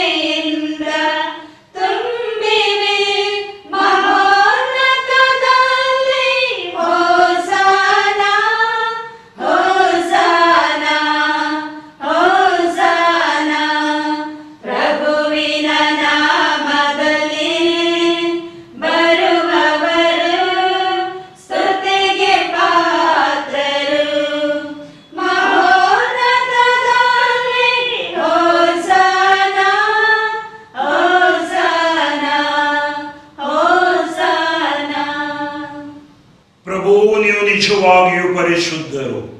ನೀವು ಸೃಷ್ಟಿಸಿದ ಸಮಸ್ತವು ನಿಮ್ಮನ್ನು ಸ್ತುತಿಸುವುದು ಯುಕ್ತವಾಗಿದೆ. ಏಕೆಂದರೆ ನಿಮ್ಮ ಪುತ್ರ ನಮ್ಮ ಪ್ರಭು ಯೇಸು ಕ್ರಿಸ್ತರ ಮುಖಾಂತರ ನೀವು ಪವಿತ್ರಾತ್ಮರ ಕ್ರಿಯಾಶಕ್ತಿಯಿಂದ ಸಕಲವನ್ನು ಸಜೀವಗೊಳಿಸಿ ಪಾವನಗೊಳಿಸುತ್ತೀರಿ. ಸೂರ್ಯೋದಯದಿಂದ ಅಸ್ತಮಾನದವರೆಗೆ ನಿಮ್ಮ ನಾಮಕ್ಕೆ ನಿರ್ಮಲ ಬಲಿಯನ್ನು ಅರ್ಪಿಸುವಂತೆ ನಿಮ್ಮ ಪ್ರಜೆಯನ್ನು ಸತತವೂ ನಿಮ್ಮೊಂದಿಗೆ ಒಟ್ಟುಗೂಡಿಸುತ್ತೀರಿ. ಆದುದರಿಂದ ಪ್ರಭು, ಪ್ರತಿಷ್ಠಾಪಿಸಲು ನಿಮ್ಮಲ್ಲಿಗೆ ತಂದಿರುವ ಈ ಕೊಡುಗೆಗಳನ್ನು ಅದೇ ಪವಿತ್ರಾತ್ಮನ ಮುಖಾಂತರ ದಯೆಯಿಂದ ಪಾವನಗೊಳಿಸಿರಿ. ಇವು ನಮ್ಮ ಪ್ರಭು ನಿಮ್ಮ ಪುತ್ರರೂ ಆದ ಯೇಸು ಕ್ರಿಸ್ತರ ಶರೀರ ಮತ್ತು ರಕ್ತವಾಗುವಂತೆ ಅವರ ಕಟ್ಟಳೆಯಂತೆಯೇ ಈ ರಹಸ್ಯಗಳನ್ನು ಆಚರಿಸುತ್ತಿರುವ ನಾವು ನಿಮ್ಮನ್ನು ದೈನ್ಯದಿಂದ ಯಾಚಿಸುತ್ತೇವೆ. ಅವರನ್ನು ಪರಾಧೀನ ಮಾಡಲಾದ ರಾತ್ರಿ ಅವರು ರೊಟ್ಟಿಯನ್ನು ತೆಗೆದುಕೊಂಡು ನಿಮಗೆ ಕೃತಜ್ಞತೆಯನ್ನು ಸಲ್ಲಿಸಿ ಆ ರೊಟ್ಟಿಯನ್ನು ಆಶೀರ್ವದಿಸಿ ಮುರಿದು ತಮ್ಮ ಶಿಷ್ಯರಿಗೆ ಕೊಡುತ್ತಾ ಹೀಗೆಂದರು, ತೆಗೆದುಕೊಳ್ಳಿ, ಇದನ್ನು ನೀವೆಲ್ಲರೂ ಭುಜಿಸಿರಿ, ಏಕೆಂದರೆ ಇದು ನಿಮಗಾಗಿ ಒಪ್ಪಿಸಲಾಗುವ ನನ್ನ ಶರೀರ.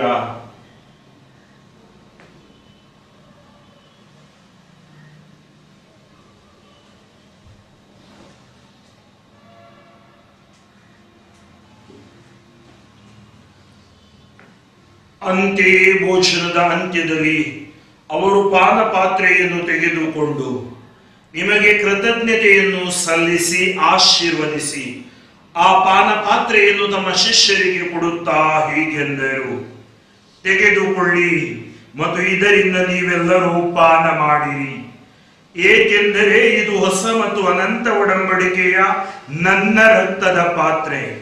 ಈ ರಕ್ತವು ನಿಮ್ಮ ಮತ್ತು ಅನೇಕರ ಪಾಪಗಳ ಪರಿಹಾರಕ್ಕಾಗಿ ಸುರಿಸಲಾಗುವುದು. ಇದನ್ನು ನನ್ನ ಸ್ಮರಣೆಗಾಗಿ ಮಾಡಿರಿ.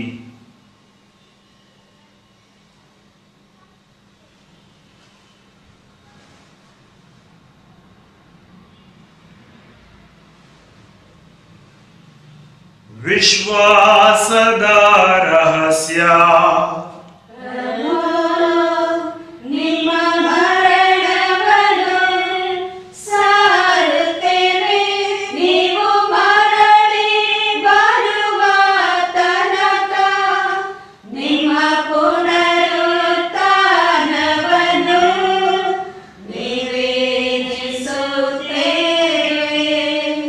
ಆದುದರಿಂದ ಪ್ರಭು, ನಿಮ್ಮ ಪುತ್ರನ ರಕ್ಷಣಾ ಯಾತನೆ, ಅವರ ಅದ್ಭುತಕರ ಪುನರುತ್ಥಾನ ಹಾಗೂ ಸ್ವರ್ಗಾರೋಹಣದ ಸ್ಮರಣೆಯನ್ನು ಆಚರಿಸುತ್ತಾ ಅವರ ಪುನರಾಗಮನವನ್ನು ನಿರೀಕ್ಷಿಸುತ್ತಿರುವ ನಾವು ಈ ಪವಿತ್ರ ಹಾಗೂ ಜೀವಂತ ಬಲಿಯನ್ನು ನಿಮಗೆ ಕೃತಜ್ಞತಾರ್ಥವಾಗಿ ಅರ್ಪಿಸುತ್ತೇವೆ.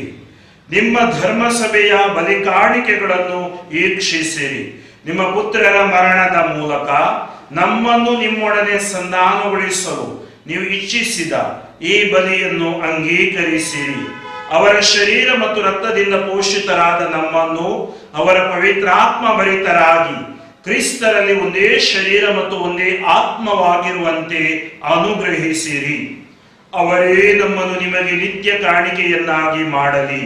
ನಿಮ್ಮಿಂದ ಆಯ್ಕೆಯಾದವರೊಂದಿಗೂ ಎಲ್ಲರಿಗಿಂತ ಮಿಗಿಲಾಗಿ ಅತಿ ಪೂಜ್ಯ ದೇವಮಾತೆ ಕನ್ಯಾ ಮರಿಯಮ್ಮನವರೊಂದಿಗೂ ಆಕೆಯ ಪತಿ ಸಂತ ಜೋಸೆಫರೊಂದಿಗೂ ಪುನೀತ ಪ್ರೇಷಿತರೊಂದಿಗೂ ಮಹಿಮಾಭರಿತ ರಕ್ತ ಸಾಕ್ಷಿಗಳೊಂದಿಗೂ ಸಕಲ ಸಂತರೊಂದಿಗೂ ನಿಮ್ಮ ನಿತ್ಯ ಆನಂದಕ್ಕೆ ಬಾಧ್ಯಸ್ಥರಾಗುವಂತೆ ಮಾಡಲಿ.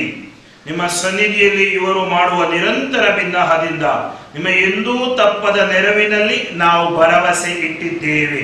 ಪ್ರಭು, ನಮ್ಮನ್ನು ನಿಮ್ಮೊಡನೆ ಸಂಧಾನಗೊಳಿಸುವ ಈ ಬಲಿಯು ಇಡೀ ಲೋಕದ ಶಾಂತಿ ಹಾಗೂ ರಕ್ಷಣೆಗೆ ನೆರವಾಗಲೆಂದು ಪ್ರಾರ್ಥಿಸುತ್ತೇವೆ.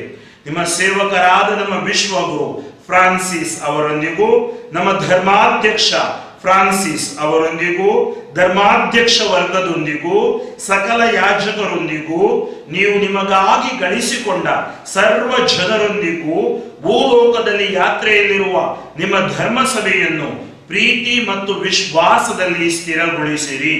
ದಯಾಮಯ ತಂದೆಯೇ, ನಿಮ್ಮ ಸಮ್ಮುಖಕ್ಕೆ ನೀವು ಕರೆದಿರುವ ಈ ನಿಮ್ಮ ಕುಟುಂಬದ ಪ್ರಾರ್ಥನೆಗಳನ್ನು ಪ್ರಸನ್ನತೆಯಿಂದ ಆಲಿಸಿರಿ. ಭೂಲೋಕದಾದ್ಯಂತ ಹರಡಿರುವ ನಿಮ್ಮ ಮಕ್ಕಳನ್ನೆಲ್ಲ ಕರುಣೆಯಿಂದ ನಿಮ್ಮೊಡನೆ ಒಂದುಗೂಡಿಸಿರಿ. ನಮ್ಮ ದಿವಂಗತ ಸಹೋದರ ಸಹೋದರಿಯರನ್ನು ನಿಮಗೆ ಮೆಚ್ಚುಗೆಯಾಗುವಂತೆ ಬಾಳಿ ಇಹಲೋಕದಿಂದ ತೆರಳಿರುವ ಎಲ್ಲರನ್ನು ದಯಮಾಡಿ ನಿಮ್ಮ ರಾಜ್ಯಕ್ಕೆ ಸೇರಿಸಿಕೊಳ್ಳಿರಿ.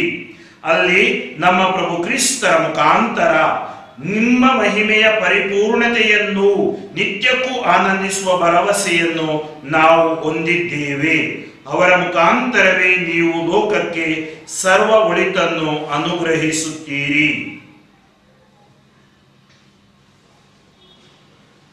ಇವರ ಮುಖಾಂತರವೂ ಇವರೊಂದಿಗೂ ಇವರಲ್ಲಿಯೋ ಸರ್ವಶಕ್ತ ತಂದೆಯಾದ ದೇವರೇ, ಪವಿತ್ರಾತ್ಮರ ಐಕ್ಯದಲ್ಲಿ ಸರ್ವ ಗೌರವವು ಮಹಿಮೆಯು ಯುಗಾಂತರಕ್ಕೂ ನಿಮಗೆ ಸಲ್ಲಲಿ.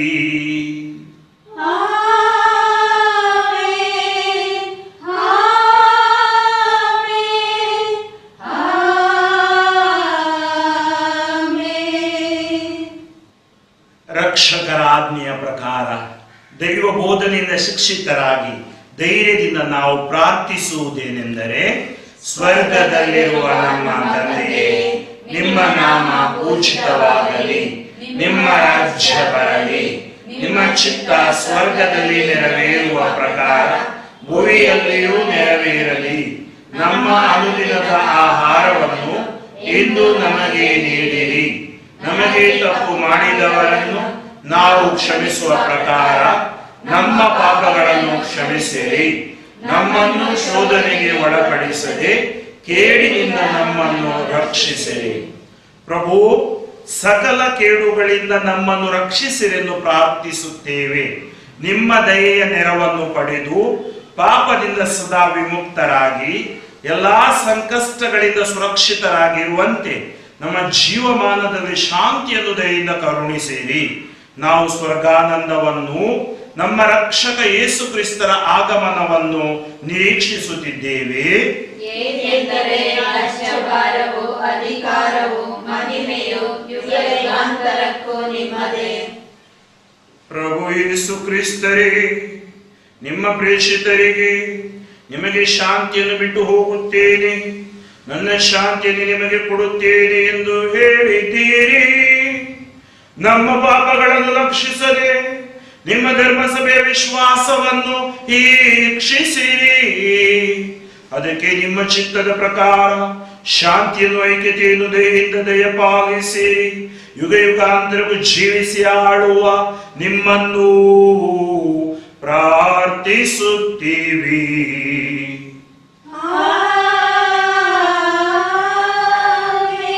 ಪ್ರಭುವಿನ ಶಾಂತಿ ಸದಾ ನಿಮ್ಮಲ್ಲಿರಲಿ.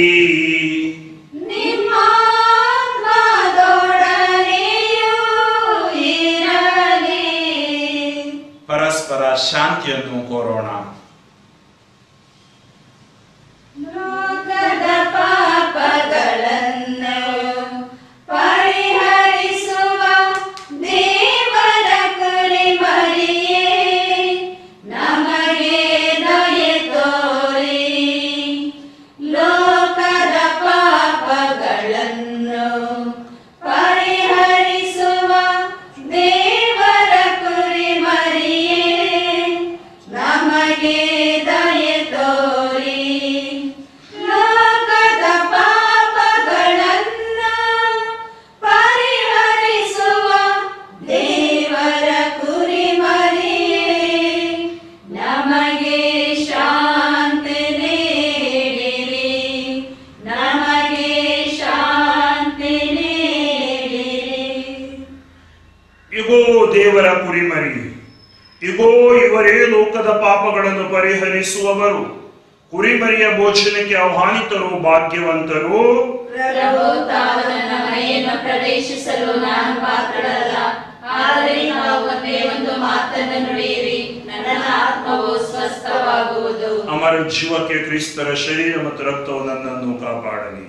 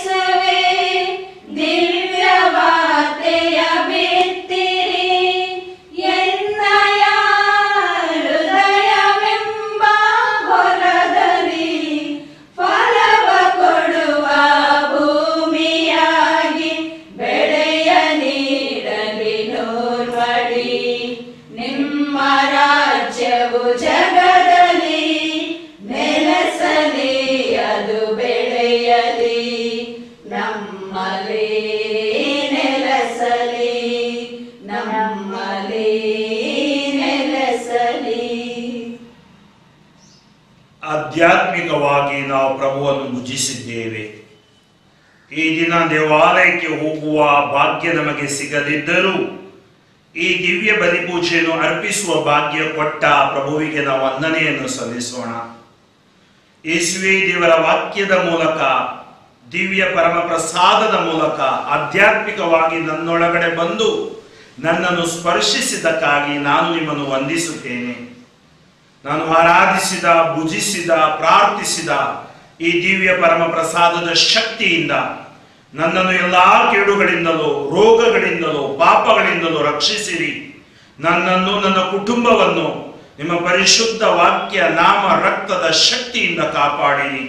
ಯೇಸುವೆ ಸ್ತೋತ್ರ, ಯೇಸುವೆ ವಂದನೆ, ಯೇಸುವೆ ಆರಾಧನೆ, ಯೇಸುವೆ ಸ್ತುತಿ, ಯೇಸುವೆ ಮಹಿಮೆ, ಯೇಸುವೆ ನಮನ, ಯೇಸುವೆ ಕೃತಜ್ಞತೆ. ಹಾಲೆಲೂಯ, ಹಾಲೆಲೂಯ, ಯೇಸುವೆ ಸ್ತೋತ್ರ. ಪ್ರಾರ್ಥಿಸೋಣ.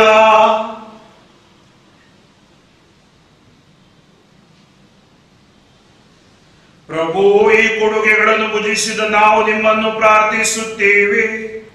ಈ ರಹಸ್ಯದಲ್ಲಿ ಪಾಲ್ಗೊಳ್ಳುವುದರ ಮೂಲಕ ಇವುಗಳ ರಕ್ಷಣಾ ಫಲವು ನಮ್ಮಲ್ಲಿ ವರ್ಧಿಸಲಿ. ನಮ್ಮ ಪ್ರಭು ಕ್ರಿಸ್ತರ ಮುಖಾಂತರ ನಿಮ್ಮನ್ನು ಪ್ರಾರ್ಥಿಸುತ್ತೇವೆ.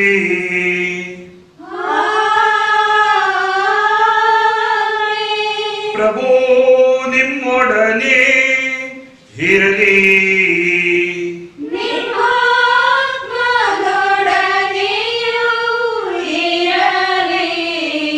ತಲೆಬಾಗಿ ಈ ಆಶೀರ್ವಾದವನ್ನು ನಾವು ನಮ್ಮ ಮೇಲೂ ನಮ್ಮ ಕುಟುಂಬದ ಮೇಲೂ ಪಡೆಯೋಣ. ಸರ್ವಶಕ್ತ ದೇವರು ಕರುಣೆಯಿಂದ ನಿಮ್ಮನ್ನು ಆಶೀರ್ವದಿಸಿ ರಕ್ಷಣಾದಾಯಕ ಸುಜ್ಞಾನವನ್ನು ನಿಮ್ಮ ಮೇಲೆ ಸುರಿಸಲಿ.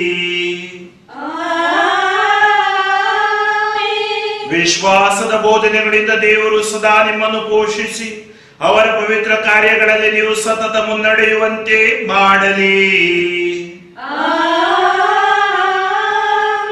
ದೇವರು ನಿಮ್ಮ ಹೆಜ್ಜೆಗಳನ್ನು ಅವರತ್ತ ತಿರುಗಿಸಿ ಪ್ರೀತಿಯ ಹಾಗೂ ಶಾಂತಿಯ ಪಥವನ್ನು ನಿಮಗೆ ತೋರಲಿ.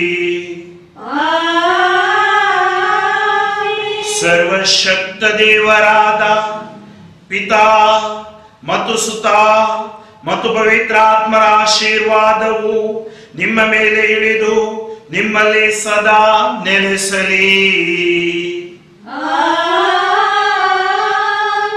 ಹೋಗಿ ಬನ್ನಿ, ಬಲಿಯರ್ಪಣೆ ಮುಗಿಯಿತು.